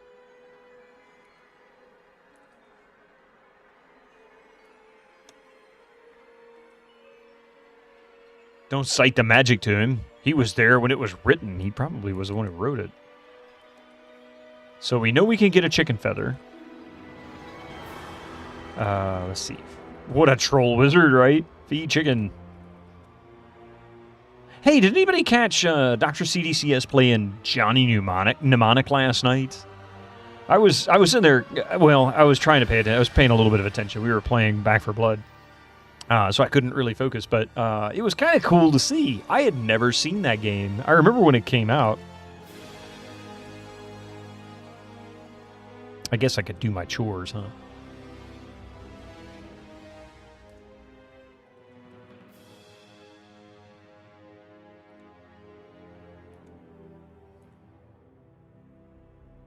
You saw something before bed? Yeah.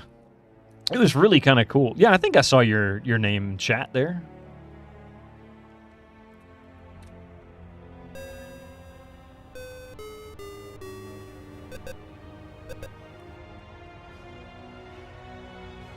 Okay. I don't know why he spawned there. Look up. Look. Mall is up there. Mistletoe? Doesn't look interesting. Get mistletoe? What's a mistletoe? It helps if I spell it right. Get mistletoe. It's of no use. Get broom.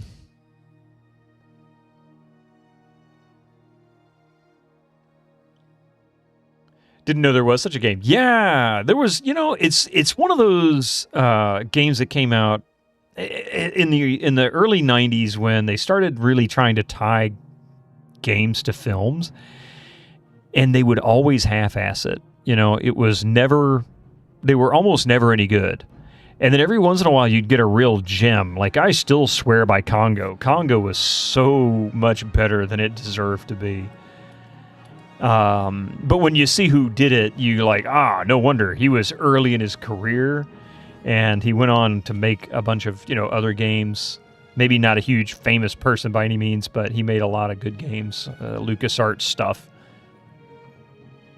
FMV, no wonder no one played it. Yeah. Yeah, and FMVs were like, you had a niche market for those. People loved them, but then everybody else hated them. There was no middle ground with FMVs back then. You played a very trivial part in the game. Did you really? How so, Adventure Josh? I want to hear that one. That one I'd love to know, because that was such a good game. Have I played Neuromancer? I haven't played that, but I've heard good things about it, or at least some things about it. I think they were good. It's been a while.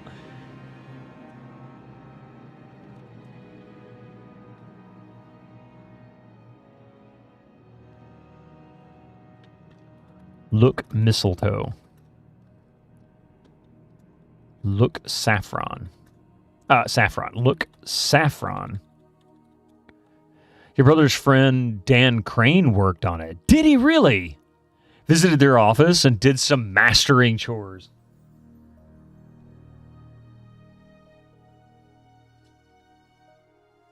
Yeah, I was so blown away by this game, Adventure Josh. I don't know if you caught the stream when I did it. Let's see. Produced by Dan Crane. So basically, Joe Penny and Dan Crane were the producers. I know that Joe Penny was largely the creator.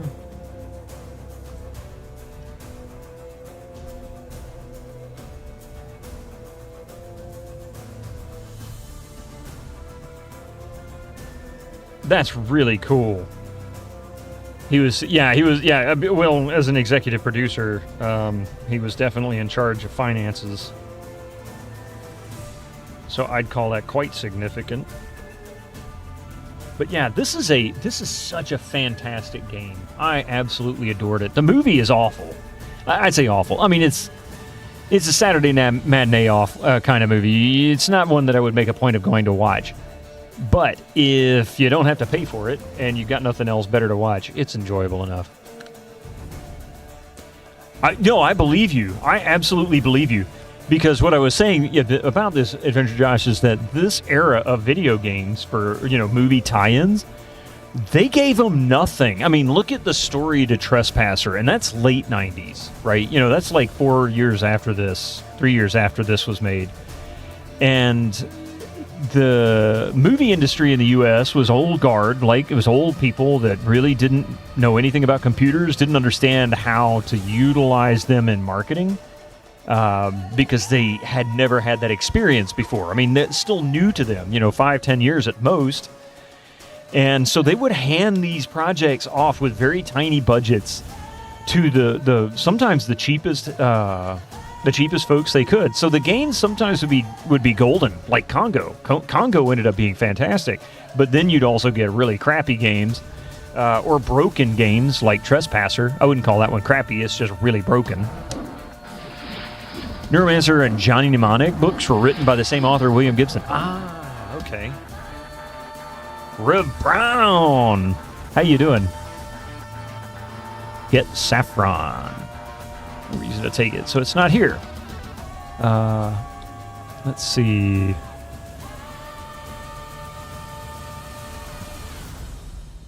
How have you been today? How's your week, actually? Look wand.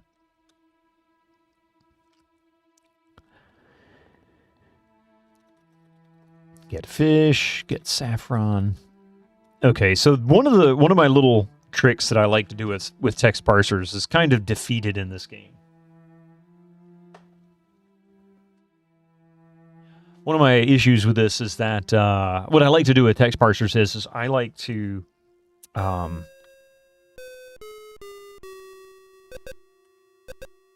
Gudyan, I have decided to take a journey. All right, well, you do that, sir.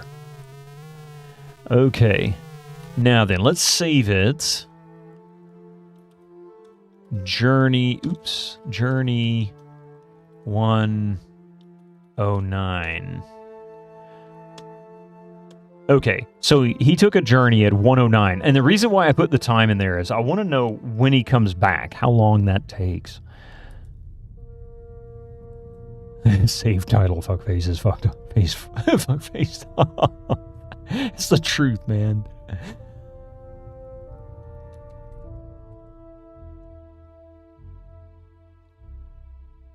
How do I get the cat? I want to see the Batman thing. Oh, are you talking about this up here, the bat symbol? I was wondering what that was. I guess it makes sense. What you sometimes thought back in the day before people used computers for anything is when people are at work, working on a video game or TV show, did people sit there at work bored and just spend the extra time at work adding content to things just because of making things look a hair better? Peter Steves, I can actually kind of answer that question for you with experience. And to a very, at least minimal degree, yes, that actually does happen. And where that experience comes from is the music that I create sometimes. Everybody approaches this kind of thing in a different way. And the way I have approached it, at least using the software I'm using right now, and this tiny little 24 key or 25 key keyboard, is essentially just playing very short bits, 4, 8 bars, sometimes 12, and then creating just a melody, basically. So I'll create a melody, and then I'll go back and do an arrangement underneath the melody. Every once in a while, I'll come up with something that's really more the backing, the backbeat for it, and then I might try and improvise over it and create a melody from there. But most cases, create the melody and do an arrangement. When I do it that way, it ends up being mostly samples. So I might create a very basic chord pattern. The song at the beginning of this was actually a 4-chord pattern. So at the very least, I was usually doing 4 bars, and each bar would be a chord. Doesn't have to be that way. You could do 2 bars for being 2 chords, and then 1 bar, 2 chords, something like that. So 2 beats per. Either way, however you want to do it. But that's how I do it. One little sample at a time. But the problem with that is that it makes everything kind of bland, right? So you get this sort of the same chord pattern over and over and over, like you're just going on a piano or something like that. Well, once the melody is in place and you start making adjustments to the song, you start tweaking the melody, you start trying to make things more interesting with the way it sounds, like how you can get it to play within. Then you start, and I hate to say this, it sounds like you're crazy when you say it like this, but you start hearing other things. You hear other things, like you'll hear a nifty little riff that'll play after a sequence in the melody. Like maybe the melody makes an upward sequence, and then you'll hear, like, just sort of as an echo, sort of a callback to the melody, you might hear doom, doom, doom, or something from a harp or whatever. Just pick an instrument, So that's what you do. Yeah, there's literally people who are just sitting there going, how can we make that one thing a little more interesting? How can we accent that? How can we make that sound better? And none of that was ever written. Literally just sitting there listening or watching and then adding details.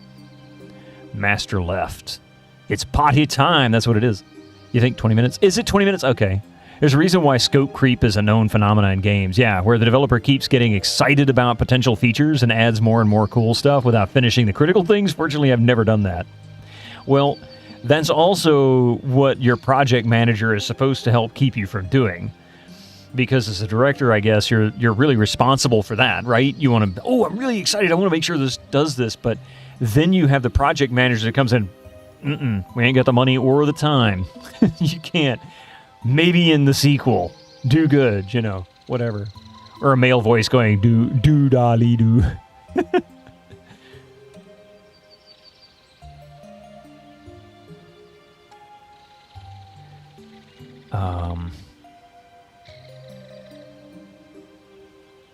It's just as it appears. Okay. I was hoping there would be something else in here, but I guess not.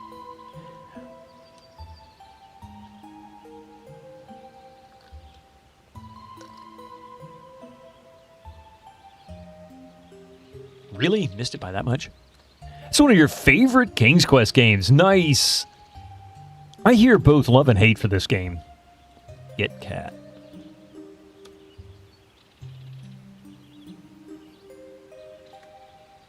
Knife cat. Give me your fur, you thing. No, don't really do that. I have never, here's the thing, Obsessive Repulsive. I feel like I have played some of this, and I probably did because we had the King's Quest collection back in the 90s when they first released it. But my first King's Quest was actually King's Quest 4, shortly after it came out. So the official answer here is no. I have never actually played this game. However, I feel like I have played some of it. I don't really know to what degree. Scope creep seems to occur in any kind of business you help with some support groups, like presentations like PowerPoints and so on. Scope always seems to balloon as we develop. Of course. You have to have someone who's really, really strong and says, no, you can't keep going. You've got to stay on track. You've got to do this. You can't move that way. Or if you're going to move that way, it's because you have no choice. Things didn't work out the way we planned.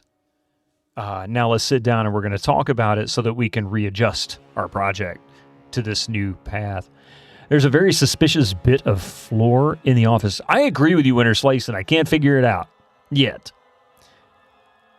My thought has always been you were at work and you have 8 hours at work and you finish the job in 6 hours. What do you do for the extra 2 hours? Might as well spend the time improving something versus now. If you get bored at work, you could take out your phone. What's wrong? Oh. Need a focused voice, yeah. Hey, Team R&B, how you doing? You were starting to say earlier, oh yeah, I did get distracted from that. I apologize. So what I do, and this is kind of handy with with a lot of the Sierra games, you can sometimes go into a room, for example. We'll do this. Push painting. What's a painting? Push portrait. What's a portrait? Push picture? How can you do that? Okay, this one's not a good example because they've actually managed to kind of thwart this in 3, to a degree anyway. But basically, if you go into a room that doesn't have an obvious door to open, like you walk through a doorway like you see in the house here where there's not an actual physical door, it's just an opening in the wall, you could type open door, and the game should technically say you don't see a door, or I don't know what you mean, or something like that. However, if you walk into a room, and this is actually an example in King's Quest 4 where this works, in the lighthouse, I think it is, you walk in the door, you can type open door, and it'll say you're not close enough, even if you don't see it. So if there's certain things that you know you can do in games, you can always walk into a room and type that kind of phrasing out until you get a response. And then sometimes you can also go through level per level and say, get saffron. Like I need ingredient saffron for one of the spells. Could walk room to room, typing get saffron. Most cases, it will always respond the same way. You don't see any saffron, or I don't know what you mean, or something like that. And then immediately you get into a room that has saffron, but it's not really obvious. then it'll give you a different answer. So, in a way, a text parser can hint to you how to play the game or how to find stuff. It really just depends. But like I said, this one seems to thwart it. But 1 and 2 and 4 do a great job of it. Space Quest 1 and 2 did. I think through 4. I can't remember. But it's a great little tip. If you're ever trying to figure out what to do in a room, or if you know you're supposed to be able to do something in the room, you can always just start typing certain verbs. See, it always says nothing special. Lift floor. Pry floor. Use knife on floor. I don't know what to do here. Yeah, look at secret. Get closer. Yeah, look at secret. What's a secret? Hatch? Yeah, open hatch.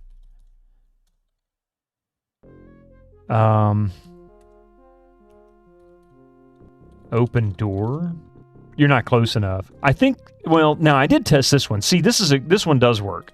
Open door. You're not close enough. There is no obvious door here.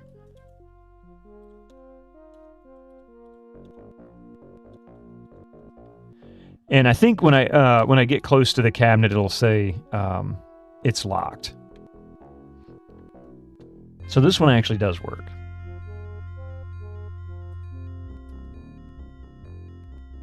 But I feel like I tested this. Yep, you try to turn the handle, but unfortunately the door is locked. Now, it doesn't do it 100% of the time right. If there's two trap doors, or in this case, it's referring to a cabinet door and maybe a trap door, it might not matter. It might give you the answer because it'll respond to open door once you get close enough to a door that qualifies.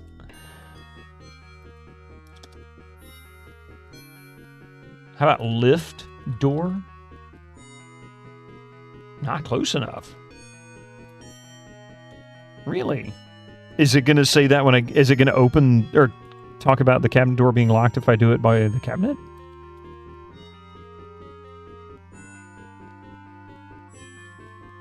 Yeah, it is.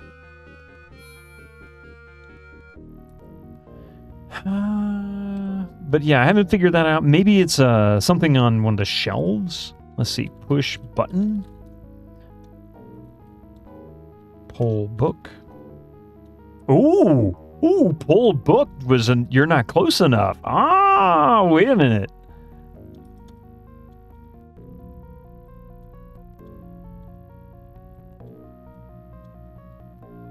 Old movie tropes. There we go.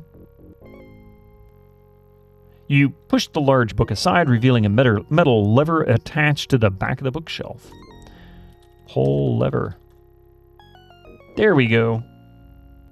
A trap door opens, revealing steep stone steps. That's a tongue twister and of a weird kind. Leading into darkness.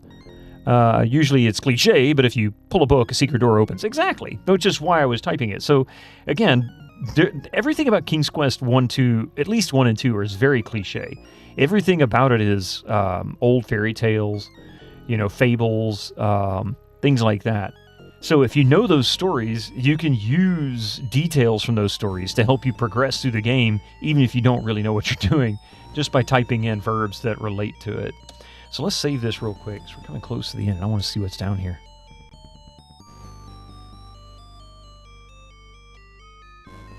Okay. Oh, the cat.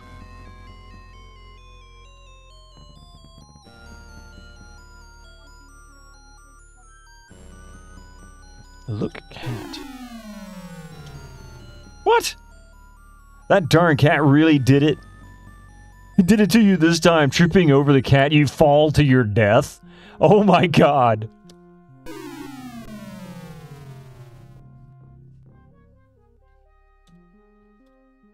Well, at least I saved it before I fell down there. That was my first time, yeah. Oh, DEAD. I'm sorry, I fixed that one. Thanks, Linda.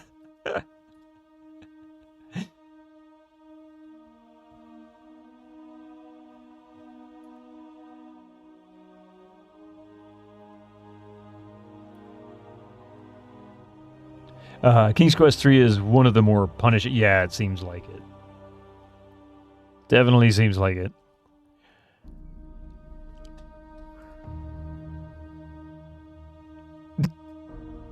Ow, ow.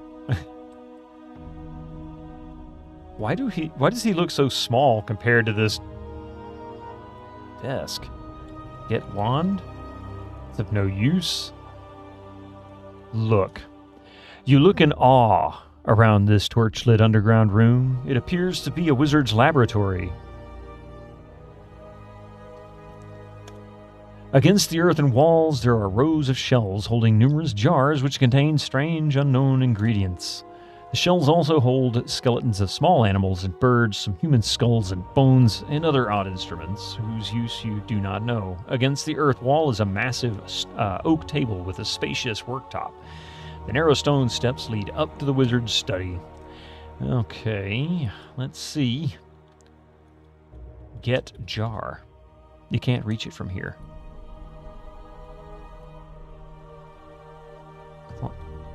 Climb shelf. Climb stool. Climb chair. How do I get the... Can't reach it from here. I'm guessing it's above me? It does look like everything's oversized here, like it's a giant's laboratory.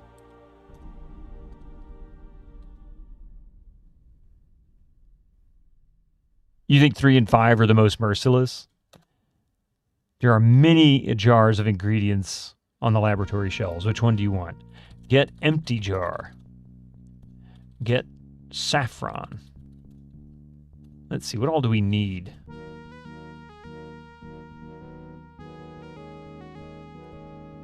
Get powdered fishbone. You remove the jar labeled powdered fishbone from the laboratory shelf and carry it with you.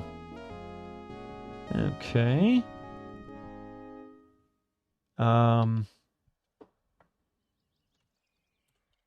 Get rose petal essence. No reason to take it.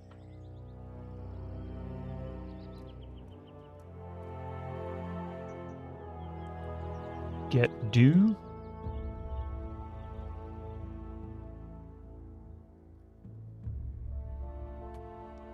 Get dried mistletoe. I don't know which ones are here. I could probably, let's see. Look jars.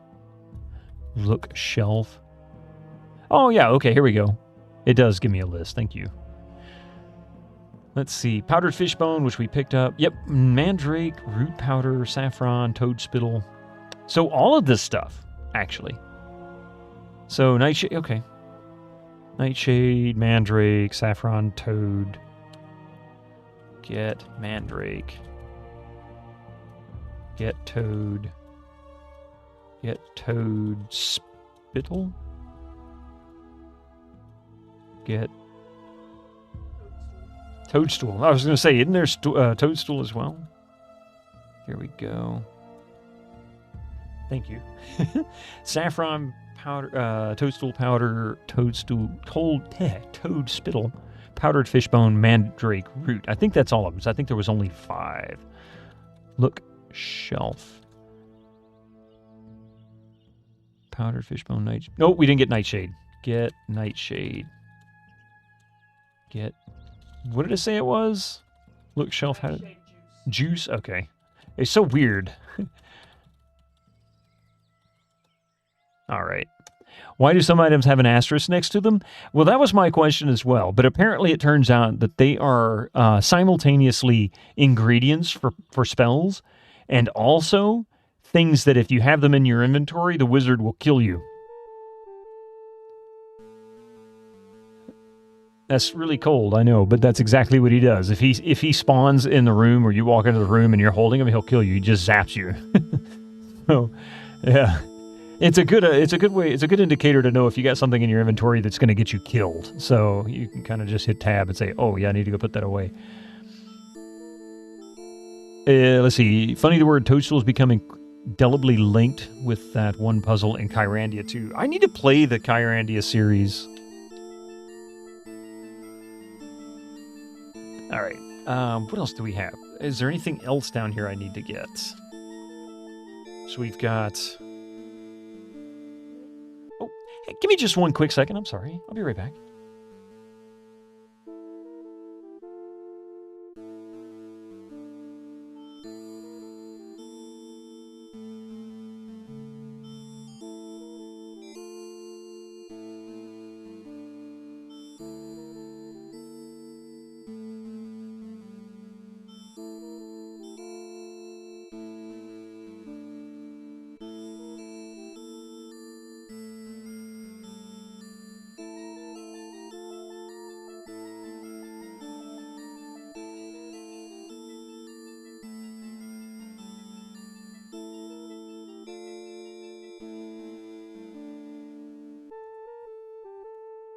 Let's see. I love Carandia, especially 3. That's what you can skip 3. I like that. There's 3 is mandatory. I like it when people have, like, nobody could really decide on which one's the best one. You didn't feel like Carandia 1 was up to much, but 2 is great. Yeah, I want to say that's what I kept hearing. It's usually the sequel in that one that was the better one. 2 is awesome. All right, so here's what I'm going to do before we end. I'm going to take another quick look around. Actually, okay, he left at 9:03. I'm going to have to go because he's going to come back if it's 20 minutes. He's going to be back real soon.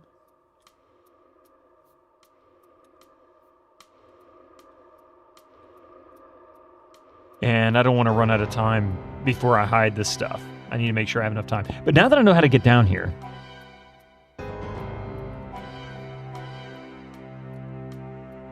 but, okay, so one of the reasons why I feel like I've played this before, at least some of it, I feel like I remember tripping over the cat.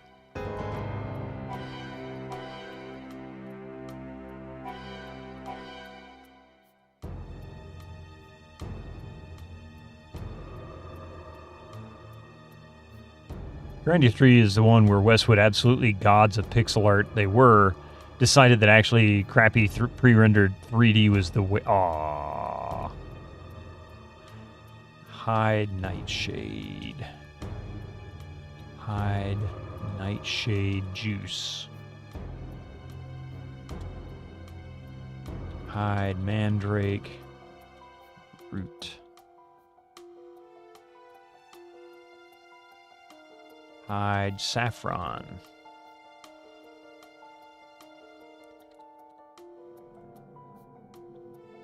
Hide powdered fishbone.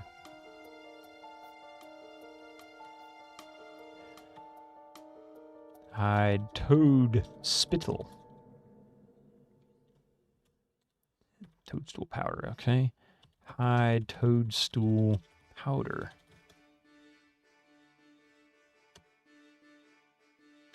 All right, so I should be safe. There was a suggestion, and I don't mean a suggestion made to me, but a suggestion from the way the game dialogue read, that the wizard won't spawn in your room. Like it's a... Holy crap! Welcome! Oh my god! You just learned the spell how to turn a person into ash from the manual. There you go. Welcome in, that girl Joey. How are you doing tonight? Welcome in, Raiders. Good to see you all. Thank you for that massive raid. How have you been? Hang on a second. I seem to be modless at the moment. Let's see what we got here. How was your stream? Tell me a little bit about what was going on tonight. While you do that, I'll give you a quick introduction. My name is Biddo, and of course I usually play old PC games. Right now we're playing King's Quest 3. I don't typically play games I've played before, so you can expect most of the games to be a first playthrough. I feel like I played a little bit of this, and I probably did play some of this at one point back sometime early 90s, but I never finished it. I'm sure of that. This is apparently a tricky King's Quest. Based on the timer issue with the wizard. C60, yes, C64 Tuesdays, random games like usual, was all jank. It wasn't all jank. Well, that's nice. But even the jank can be fun, don't you think?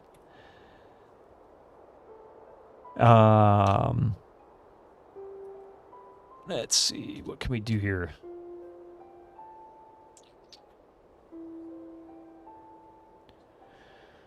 Wizard returning. I'm trying to figure out what I can name these. A good way to describe the C64 library is not all jank. There was like the only time I ever got to actually personally witness a C64, like somebody playing one, back in the 80s, of course. I remember them loading a game. It took forever because they had to read it off of they had to read that game off of a tape drive. And I thought that was the craziest thing in the world. You know, I mean, I knew about floppy drives, and I'm like, why tapes? They're so slow. And they were like, well, you know, it's just, it holds more data than a floppy disk does. But it looked so cool. I was like, this looks so much better. It looked better than any computer I'd seen or anything like that. I'm like, why did that not become popular? Clearly it was in Europe at least. Let's see, what all did we have? Saffron. Nightshade juice. Mandrake root powder. Toadstool powder. Toad spittle. Okay. You loved your C64 well into the 90s. You never had a C64, but you loved your VIC-20. The days of weird computer names. All right. Normally, given the raid, I don't want to make you guys. I don't want to drop you guys right off the bat. Normally, I would be ending about 9 o'clock, which was about 5-6 minutes ago, something like that. But I'm going to stick around for a little bit longer, out of respect to that huge raid. Thank you, Joey. I really appreciate that, but I'm going to need to go get some sleep shortly. It's been a long day. Oh, I forgot this had joystick. How dare you call ZX Spectrum a weird computer name? No, I mean in general, like all the computers in the 80s, they just gave them such techie-sounding names. I mean, even ZX Spectrum. It doesn't appear as any more. You know, VIC-20, the Commodore 64. Which I always thought was kind of a strange name for a computer anyway.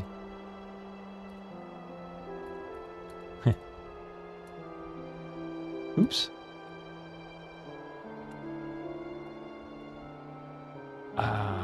He's going to be back any second now. Do I need to close the trapdoor? Whoops. Pull handle.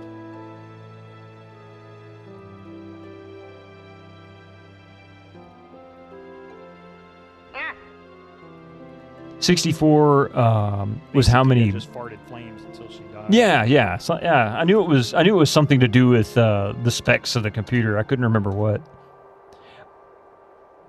To be honest, you prefer that over what we have now. What do we have now? You just say what GPU, CPU you have. Yeah, well, not only that, but, you know, there was a period of time, like, post-Pentium, I guess, 3, really?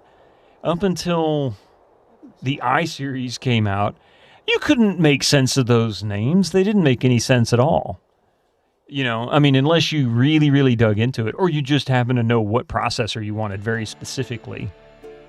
But they were all such confusing names. They don't make sense now, no, but they make a lot more sense than they did then.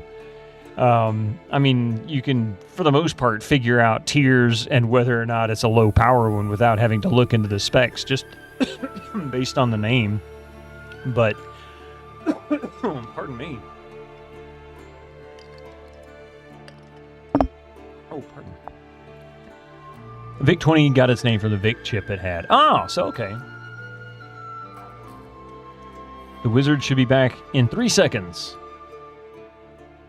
Now, he might not spawn for a little bit more, but Intels are alphanumeric soup to you, and AMDs are only slightly better. Yeah, they got more confusing again. The first generation Intel or i-series processors were not bad. Like, I mean, it was like this. Well, for one thing, it was a lot like getting a video card. If you know the first number is the generation, say the RTX 4 series, 4000 series, so you know a 4050 is going to be the lowest level gaming, if you want to call it that, video card. 4060 would be mid-level, and then 4070, 4080 would be the upper level. 4090 would be the premium, like the top of the line.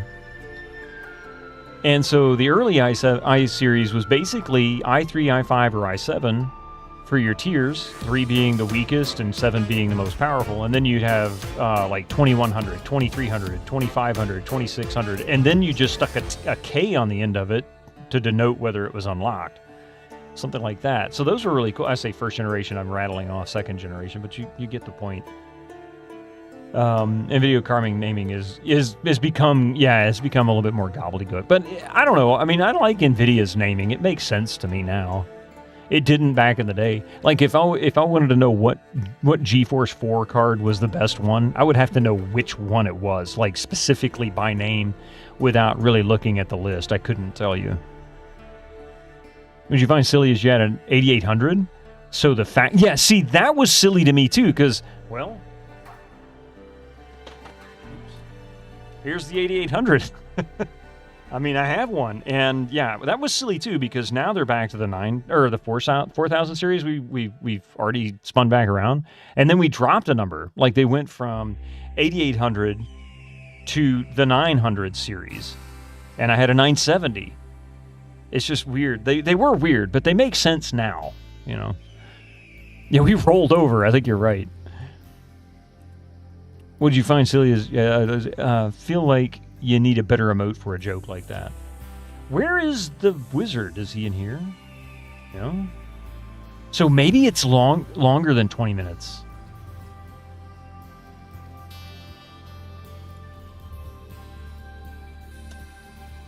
You had an ATI 9600 at some point. Now you have a 7900 20 years later.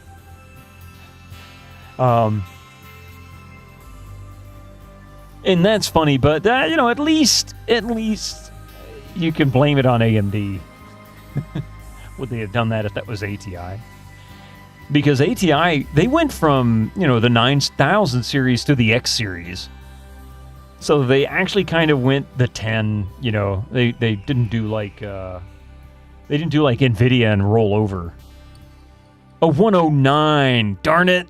You're right. It was 109, wasn't it? Well, that's all right. 3 minutes.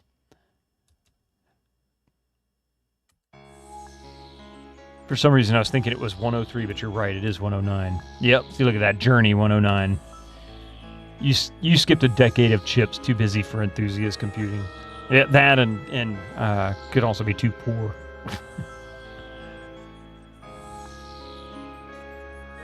All right, well, let me go feed the chickens. I'll do my chores. That'll waste some time.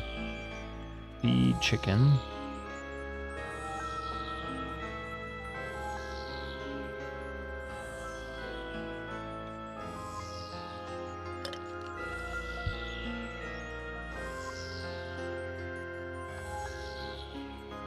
All right. I don't even remember what the protagonist's name is. Gwydion, that's right. Open door.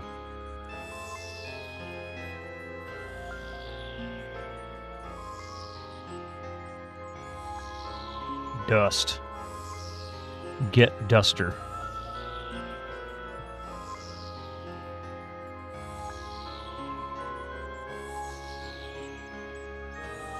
Incoming ads for you non-subscribers. Use your Twitch Prime now.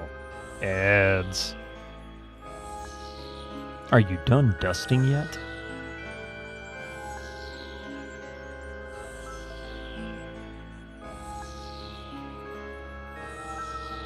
And then leave. We'll go sweep in the kitchen.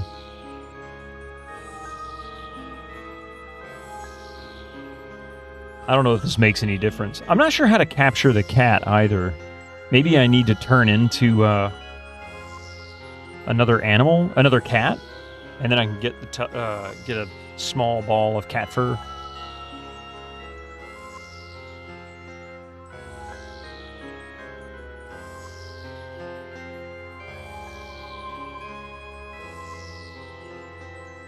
Some cat on cat violence is what we need. No, we don't need a cat fight. But I mean, I could get closer to it maybe, you know? I don't know, because I can pick up the cat and it claws me, so I can't get any fur off of it. I'm sure that's where I get the cat fur, though. Is this little menace. Here we go, 40 some odd seconds.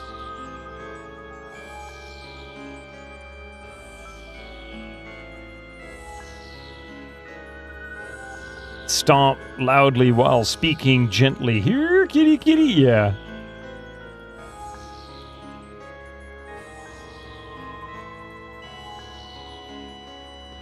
Find a mailbox from Gipazoid Novelty Company and mail in a form for cat capturing contraption. I like that, actually, and I don't know if you just came up with that off the cuff or what, but that was funny. That was good. Gipazoid Novelty Company. Hey, David Alexander, how you doing?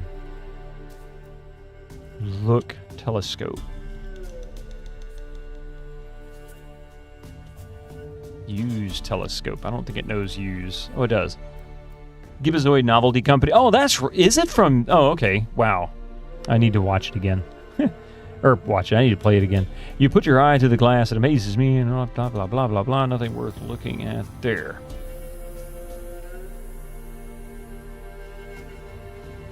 Cat capturing contraption. I like that one. Cat capturing.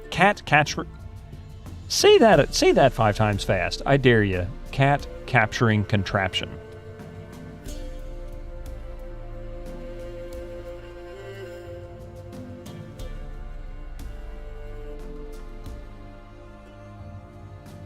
Okay, so he should be back any time now. Crapturing. A cat crapturing. Yeah, that's it.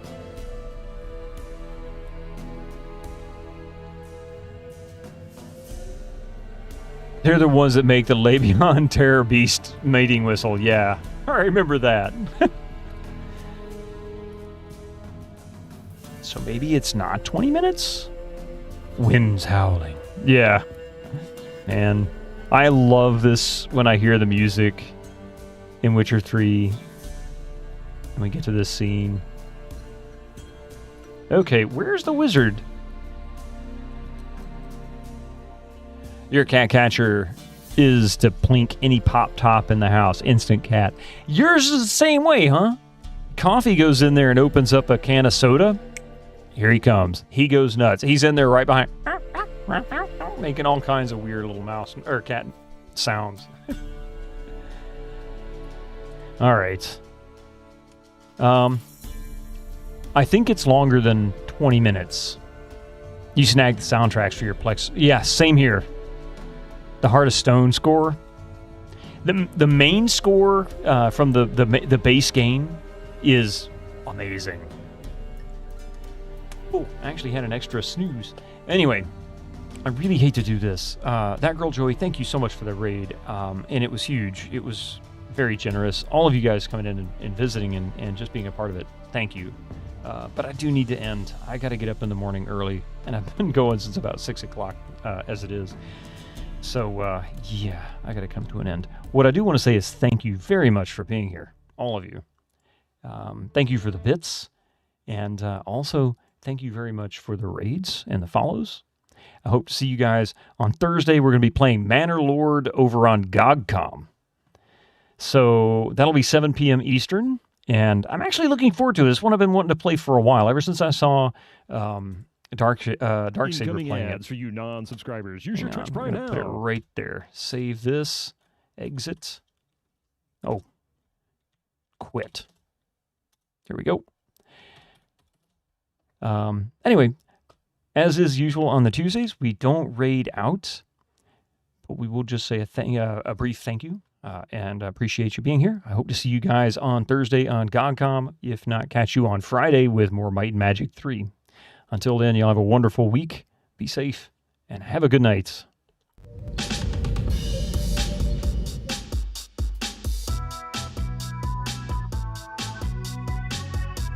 Want some rye? Of course you do.